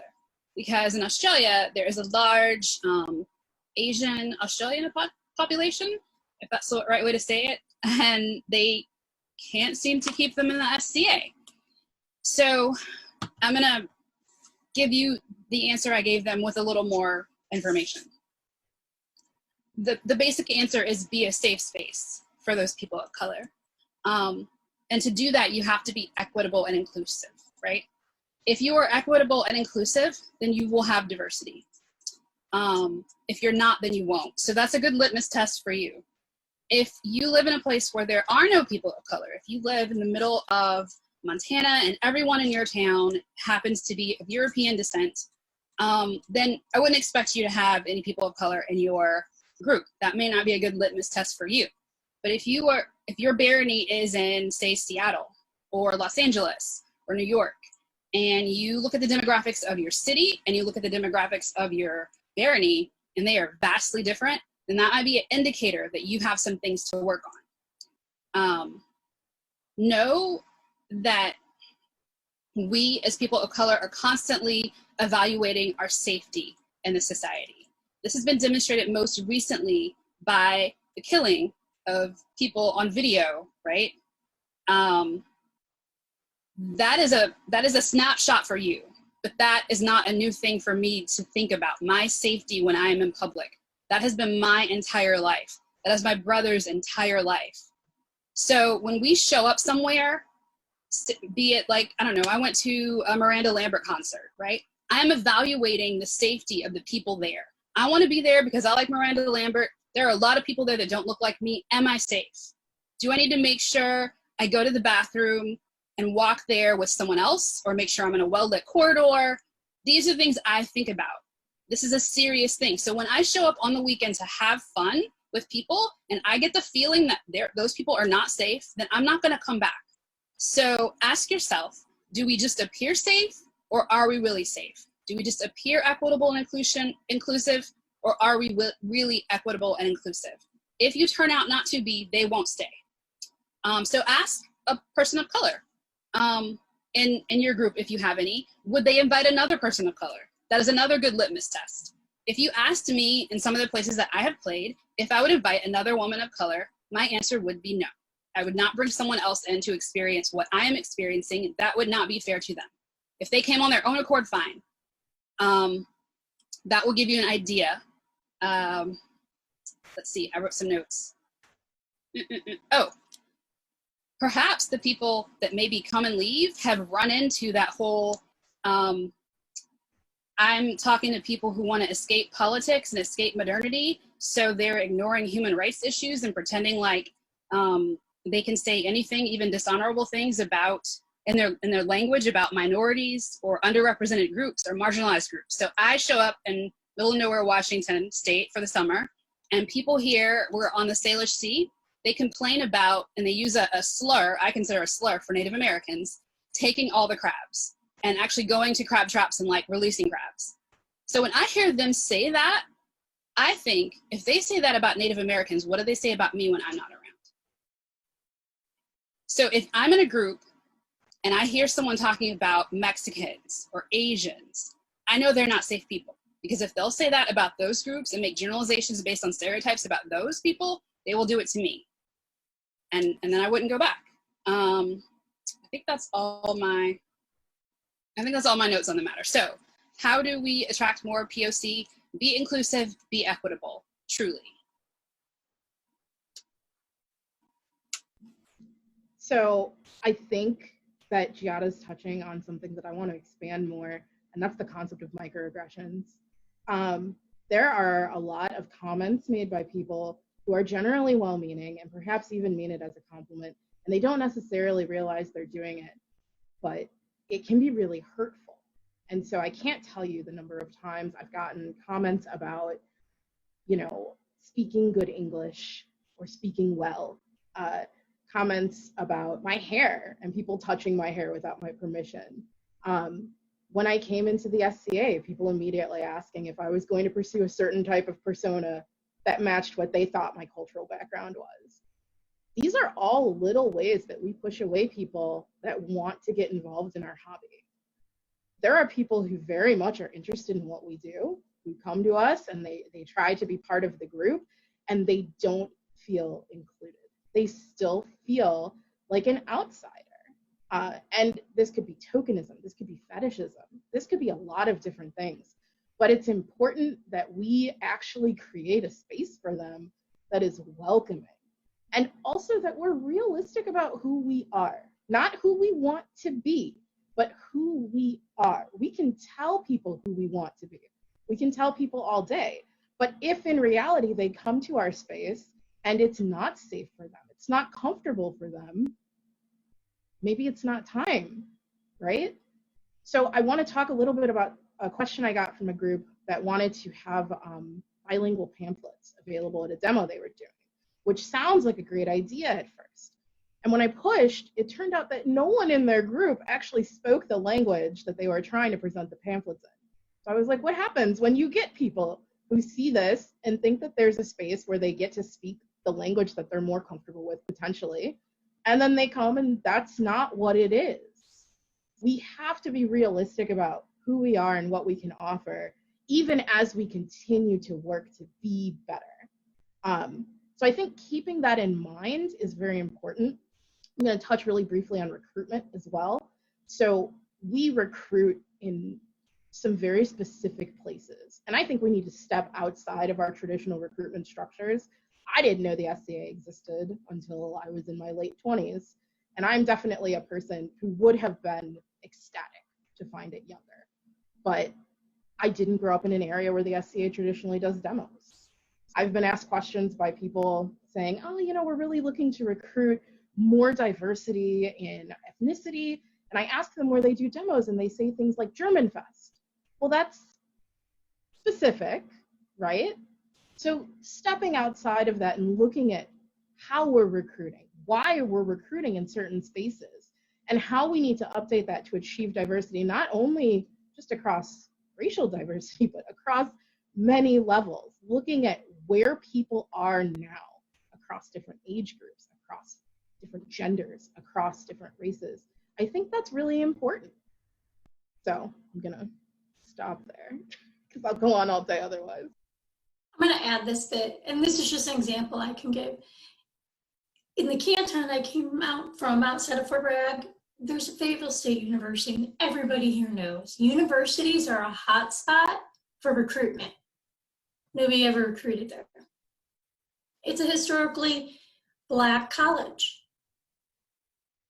Nobody ever recruited there. Why not? So we need to step back and not just say, oh, it's because I'm comfortable with going to this college because I attended it, and look at recruiting at all the places around that you wouldn't normally think about, even if you didn't attend it or you weren't a part of it, because somebody there's going to be interested. A geek is a geek is a geek.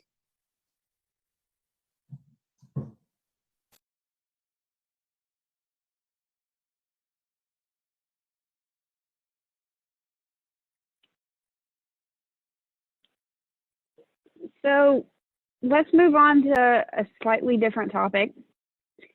How do we reconcile the importance of speaking up with the unwritten expectations in the SCA culture that courtesy requires that we place other people's comfort above other concerns?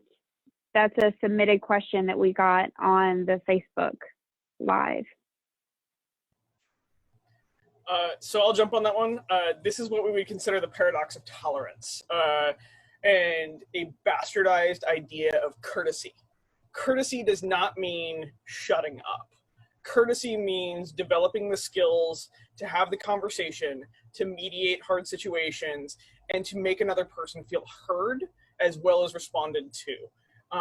And that is one of the big things. Is like humility is another bastardized virtue that I could go down on a rabbit hole about, but courtesy is actually the action taken to protect other people while maintaining your honor and maintaining your bearing. And so what I would say, and to answer this question, is don't shut up.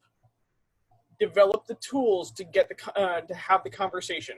Develop the tools, or find another person that can have the conversation about the topic being presented. Because if you are courteous to somebody who is being rude to another, you are just as rude. And courteous in the big fat quotes there. And what you are doing is you are tolerating a bad behavior, and typically that comes out of fear of acceptance, another rabbit hole. But just rolling back, courtesy is the tool set to have the real conversation versus having a reaction.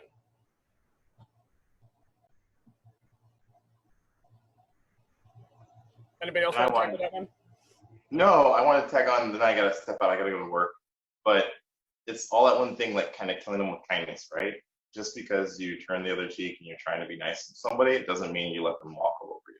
Especially when you have to stand up for other people. Now, you're not standing up for them because they're weak. You're not standing up for them because they're not capable of. It's because of doing the right thing and seeing something that needs to be done. So don't let courtesy think that means that you have to then just be quiet and tolerate all the things. Because I've gone through things in my life that now I'm not tolerant of, or as far as like, oh, you're the whitest black guy I ever know, or you speak so well, or the fact that like maybe you're a little bit too athletic, maybe you should try doing this a little bit differently. And you're like, really? So now you just have to speak up for yourself and actually be like, hey, that's not cool. This is why it's not cool. It's about the education. But the person has to empathize and also humble themselves to be like, maybe I saw this in a different way. Because we all come through different walks of life, and our SCA is not the same as someone else's SCA. In creating culture about the society and the world as a whole, we create our own culture. So just saying that, thank you so much for letting me be on the panel. Sorry I can't stay a little bit longer, but yeah, thank you. Thank you for joining us, Seto.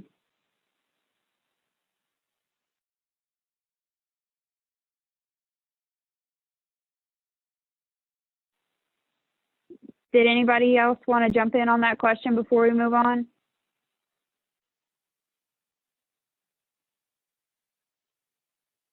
Okay, so the next commented question that we have is, what do you do when a marginalized populace member is toxic?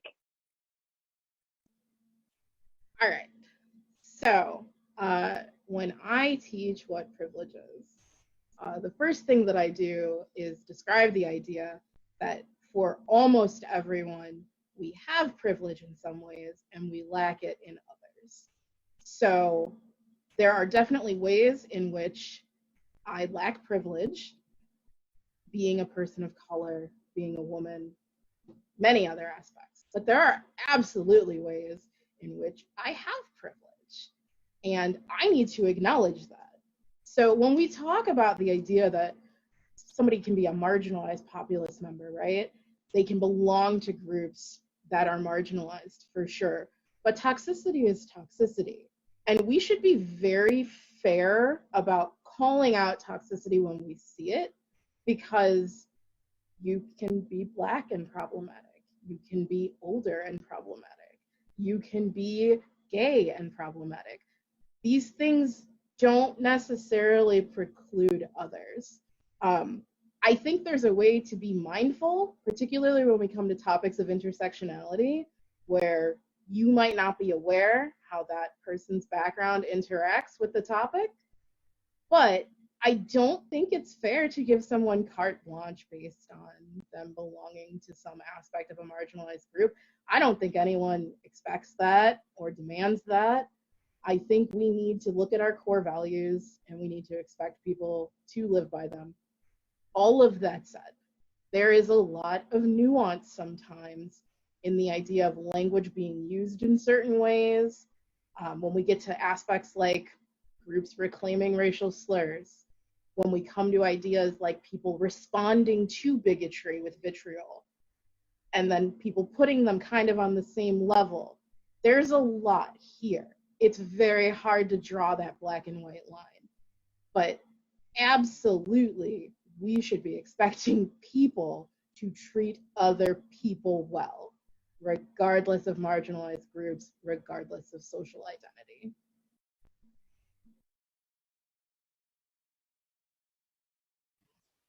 There's only one thing I'd like to add to that, because that was exceptionally thorough. Different groups can have different modes of communication that might be genuinely valid within those groups and less valid outside of those groups. And so when different modes of communication come into conflict with each other, it might just simply be that, a mode of communication. So discussing the reception of, why did you phrase that disagreement in that way that seems really hurtful, gives the other person an opportunity to say, I was trying to show you that I respect you, and so I thought you could take it, and then you have that opportunity to mediate through communication styles. I mean, people are people. No one is perfect, and some people are genuinely toxic regardless, just like Zahra said. But there can be just simply differences of approach that might hit differently for you.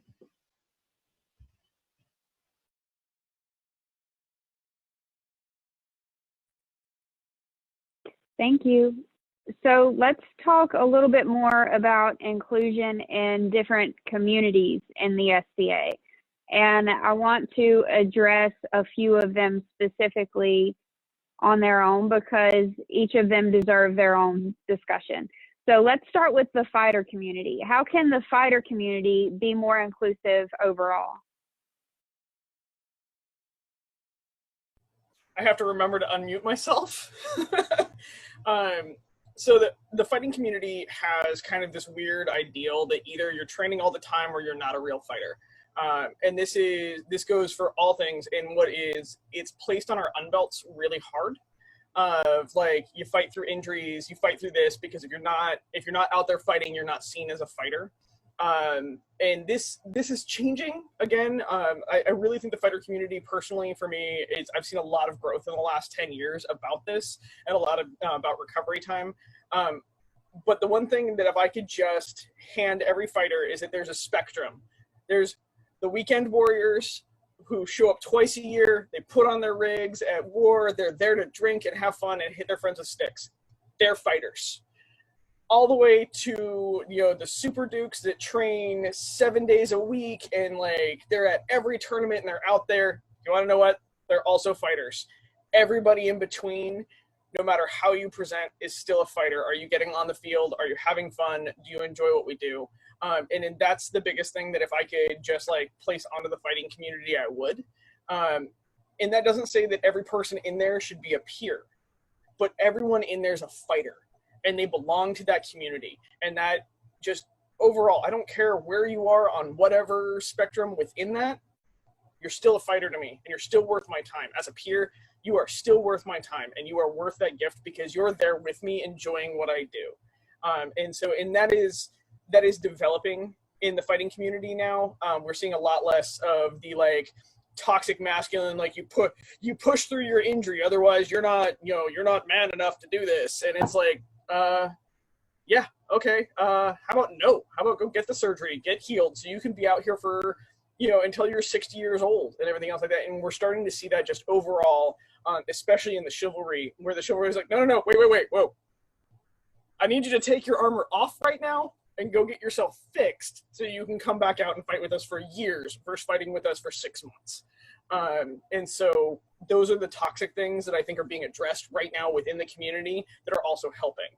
along with the bias that I tried to address earlier of like, you need to be seen as masculine to be accepted. That bias is getting beaten down really, really fast. And that makes me really happy to see, because it means that more people can express exactly who they are and be seen on the field and still, you know, get that fighter label.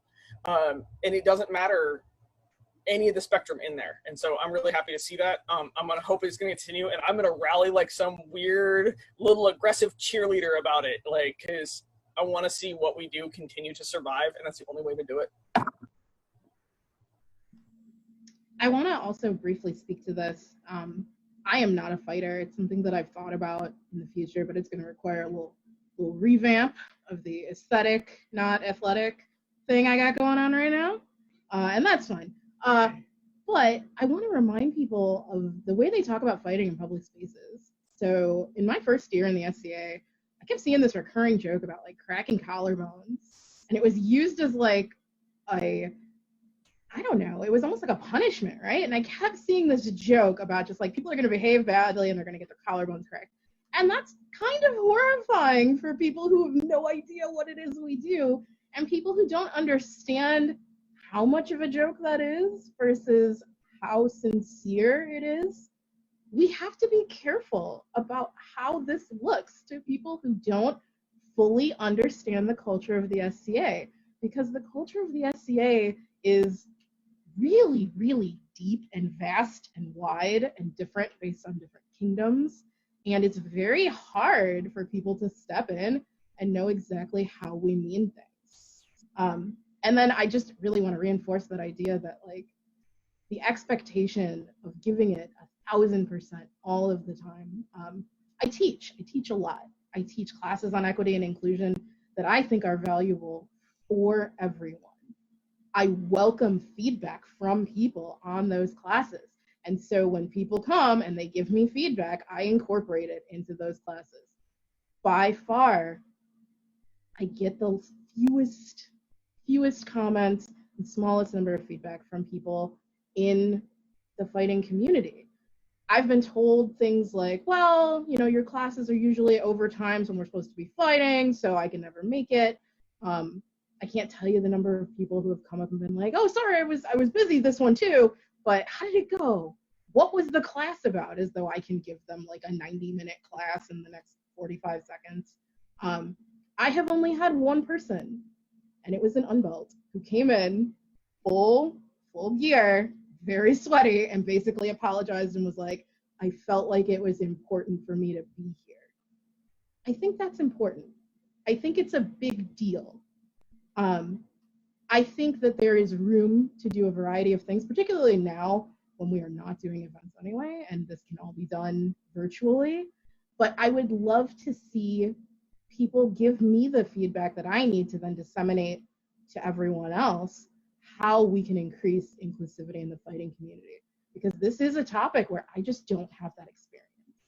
So I need the community at large to jump in and give me that.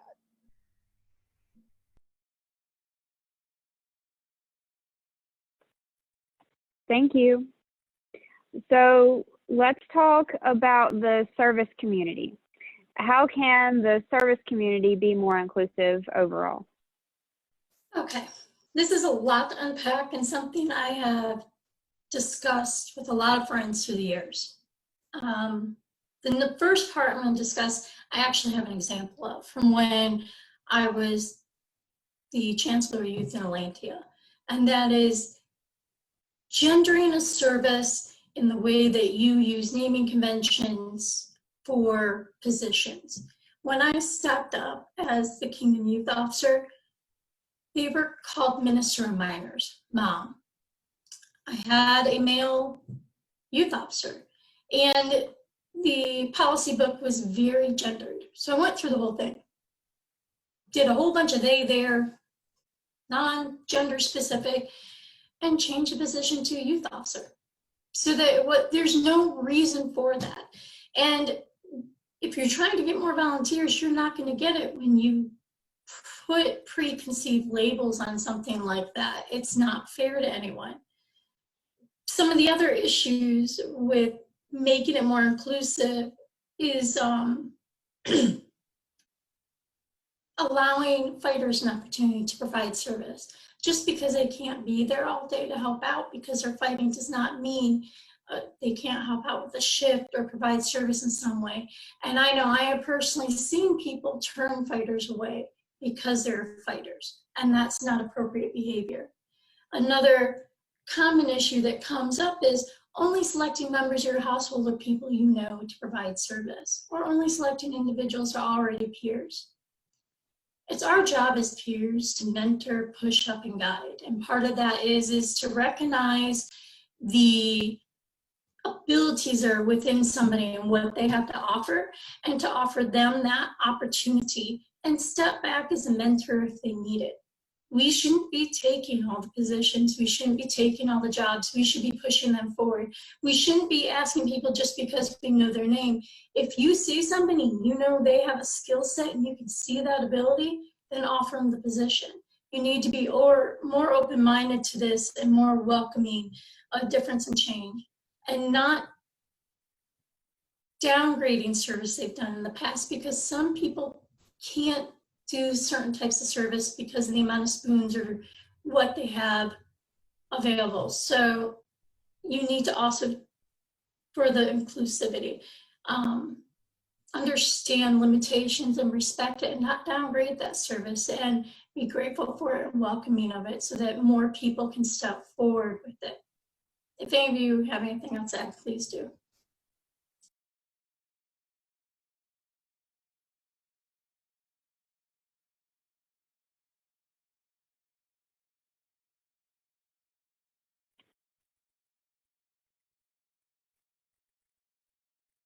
I just wanted to make sure I gave an opportunity for anybody else who wanted to speak on the service community. So let's move on to ANS. How can the arts and sciences community be more inclusive? So there's a phrase that I often think about that is low barrier, high ceiling, which means you want the lowest possible barrier to enter and get started, but not have a short top out point. And the arts and sciences very much epitomizes this. You know, you can go full tilt crazy and, you know, skin the cow and make the vellum and build the book. You can also fold some paper and stab it and sew it. Low barrier, high ceiling. So what are the parts of ANS that we can make low barrier?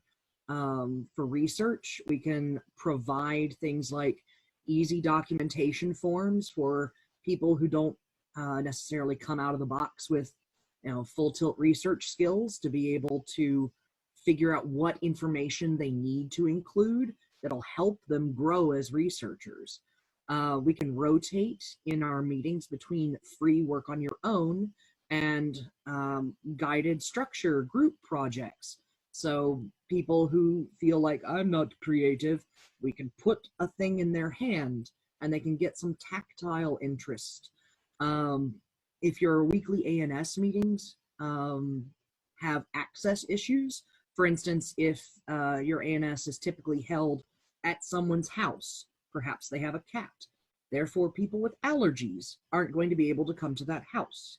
If your ANS meetings are held in a restaurant, perhaps people with sensory issues or who fought eating disorders aren't going to feel comfortable being in a restaurant. I personally have found that making partnerships with public libraries is a really great opportunity, because that means that the building is already required by law to be access friendly. You can typically have a room, but you also have the opportunity to advertise to new people. And that also gives you like a demo source, and it leads into continuing building a public view of the society and arts and sciences in particular. So if you are in a position of responsibility as an officer or a champion, investigate your local people, love your local people, ask them what they do or feel they can't do in the SCA. If Lord Humpty Bumpty tells you, yeah, I love researching derp-de-derp, but that's not really in period. you might be able to find a part of that passion that does key in to a society component. So that's what I have to say.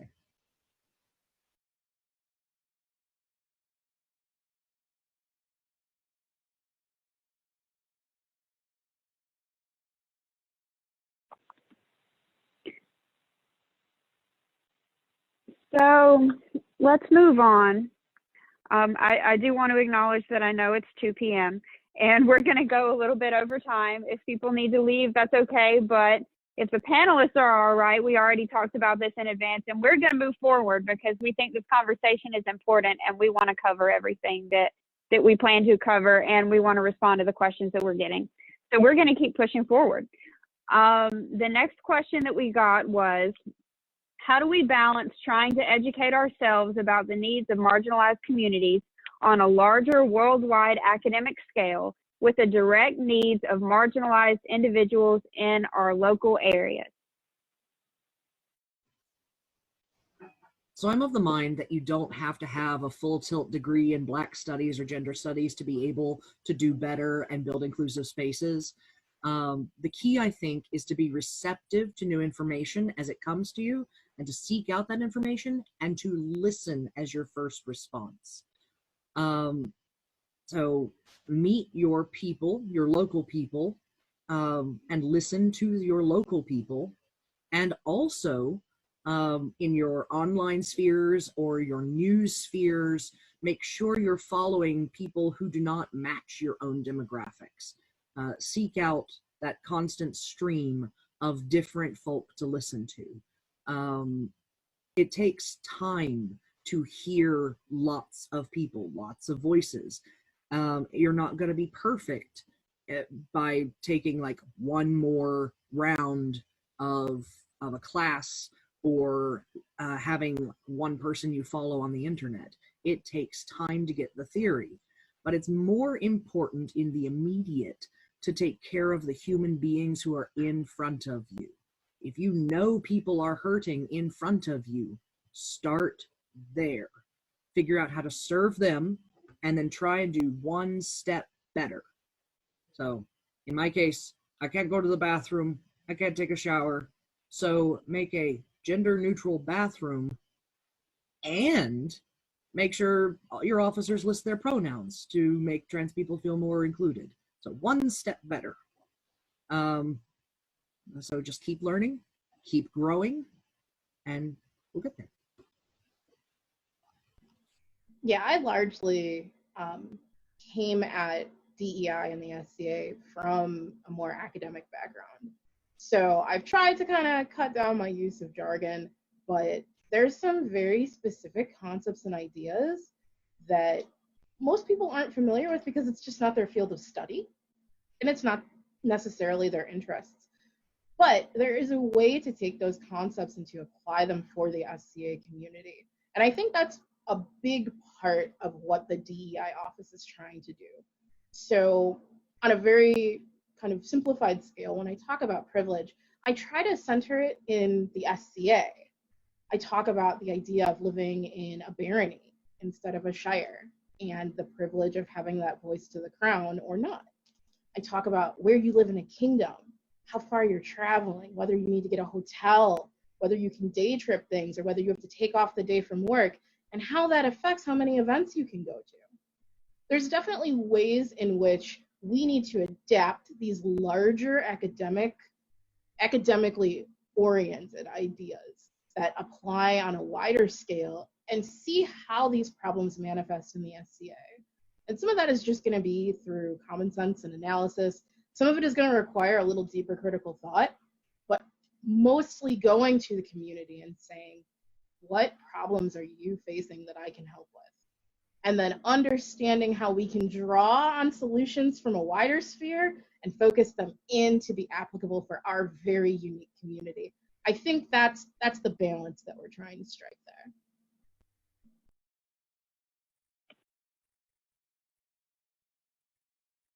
Thank you.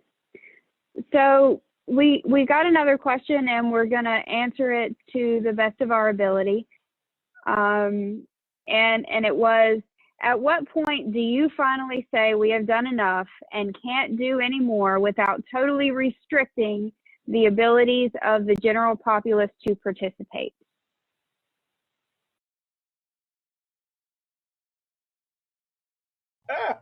Sorry, I was having an argument with my mute button again, because me and tech are not getting along this morning. So I'm going to try to address this question, and the answer is never.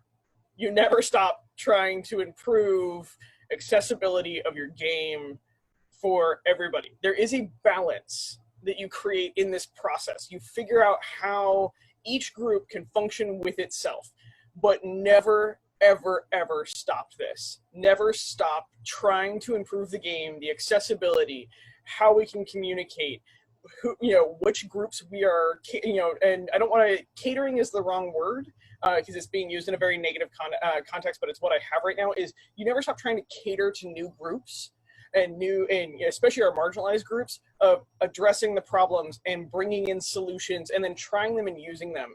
And this is going to be the thing where I'm going to, again, go on my little weird rant about tradition. Use tradition, support your people, honor tradition, support your people, and adapt and play. And this is something that I think we as a society forget. We fall into the zone of, well, it's just easiest this way. This is not how we continue to grow. This is how we become stagnant.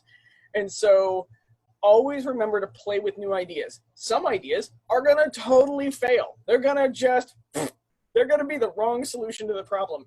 But if we then live on that solution that failed, guess what? We're never going to try. We're never going to grow. We're never going to adapt, and we're never going to create a better environment. And this is how we keep moving forward. We must adapt and grow with every new generation and every new challenge. Never, ever give up and stop trying to be better for the groups that play within our society, because then we've failed them. I want to add something there real quick, is about the portion of the question saying without totally restricting the ability of the general populace to participate. You don't restrict anybody's ability to participate by being nice. You don't restrict anybody's ability to participate by being respectful. You don't restrict anybody's ability to participate by not allowing racism or any kind of phobia or hate within the group. If you think that's a restriction, then you might want to take a step back and look inward towards some personal growth. Because saying we will not tolerate hate and we want to be inclusive and accepting of our members isn't restricting, it's actually welcoming.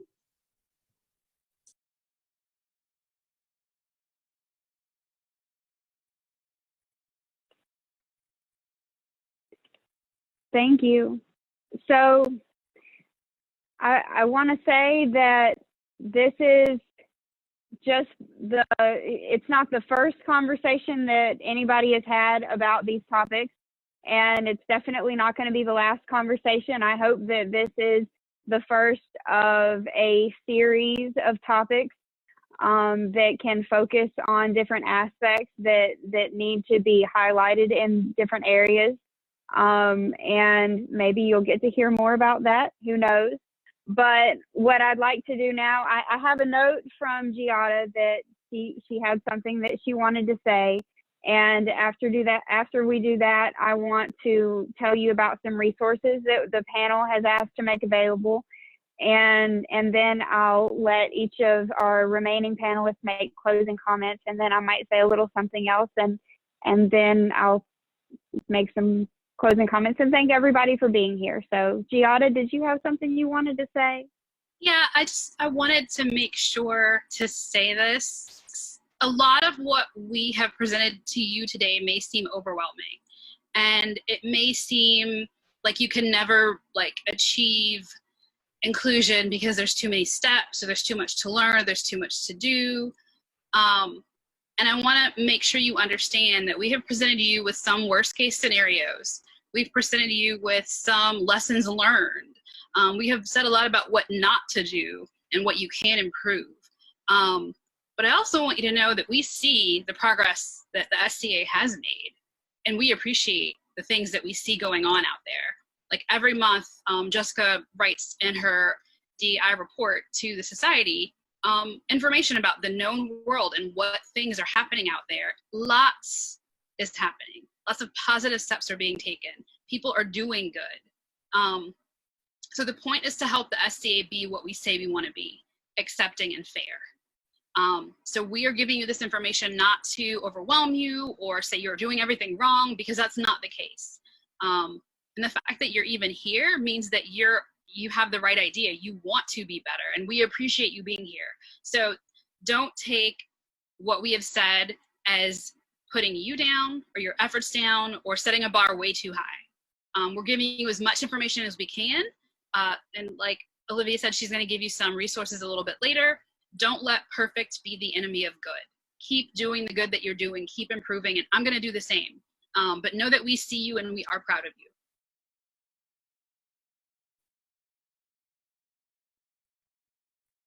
Thank you, Giada. Who would like to go next as far as closing comments from the panel? Emmy, you're beside of me on my screen, so would you like to? All right. Would you like to start? I'm just going to put this out there, and as a peer, I'm going to say this to my other peer, the other peers out there. It is our job to lead by example, and it is our job to uplift and support the DEI program and initiatives and the individuals that it impacts, as well as fixing problems from within. And if we see problems with other peers, us taking them to the side and addressing it first. And us doing the best that we can to push forward for a more inclusive and welcoming and diverse SCA. And as we do it, others will follow us, because we're the examples of what newcomers look at when you join. Because when you join, who did you notice? You noticed that really awesome knight, Super Duke, and the awesome kit across the field at your first event, or that Laurel in that phenomenal garb, or whatever the case may be. So we need to use our positions to push this forward and to make it successful for our members and everyone involved. Thank you. Kazuhiko, would you like to go next? I want to make sure that everyone realizes that you've got this awesome opportunity to be able to look back on history and say, how glad I am that I was at this stage of society when we started changing for the better. So you have this opportunity to do right by history. And as a history-oriented group, I think that would help.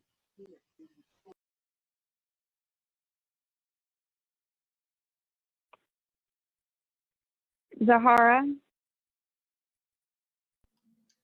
So I want to thank everyone for coming and for listening and for asking questions. And I want to thank all of the other people on the panel for being here and being amazing, right? I think this was awesome. I want to just say change can be frustratingly slow. We are working to deconstruct a lot of problematic systems that exist in the modern world, and we are a microcosm of that. And so there's a lot happening, and I know it can be very frustrating to kind of look around and feel like things aren't changing. I can tell you that they are. I can point to the policies, I can point to the situations that are being evaluated differently, I can point to the classes being taught, the people who are coming forward and saying, I learned something and it changed the way that I behaved. So it is happening. I want to remind everyone that if you would like to be involved, please do reach out. equity@sca.org. Let me know. I teach a lot. If you want more info on that, please let me know. Other people teach equity and inclusion-oriented classes. I encourage you to attend them and to share information about them. But we can always use more help in this space in expanding equity and inclusion, and your ideas are welcome, your help is welcome. So please do reach out to me. For my part, we will be bettering transparency at the corporate level. Things will become clearer. There will not be as much confusion. There are topical town halls that will be coming up soon, and you can submit topics that you'd like to see discussed by people at the corporate level, people on the board. There's a lot of opportunities for kind of demystifying the corporate entity. So I want to encourage people to get involved, right? Reach out, write in, say what you want to see, say what you like, say what you don't like. Let us know. Thank you. Thank you. Helga? I want to say thank you very much to the panel members. All of you guys have been insightful and delightful. And I've learned so much in this, being on the panel and just having discussions with you. I want to say thank you to everybody that tuned in. Take the knowledge and spread it and share it, have the conversations. And then I'm just going to remind everybody, be kind to yourself while you're learning. Do not tolerate being lazy about your learning, but be kind, because that's one way that you will continue to grow and change and address what is going on. You cannot do it through frustration. And that's one of the big things we all have to remember is the world is changing rapidly. You're gonna fuck up. Like, when you do, own it. Own it big, own it loud, and make the changes behind that ownership. Don't make your apologies hollow. Don't make your actions hollow. Do the work. Have a beer once they're done, and remember that you're going to wake up the next morning and you're going to go right back into doing more work, because it's always going to change. We have to be adaptable, and then we all grow. We have this amazing thing that we get to do on the weekends with each other that can be diverse and inclusive and just the dream that everybody is shooting for. Be that thing. Do the thing. Be better for all of us.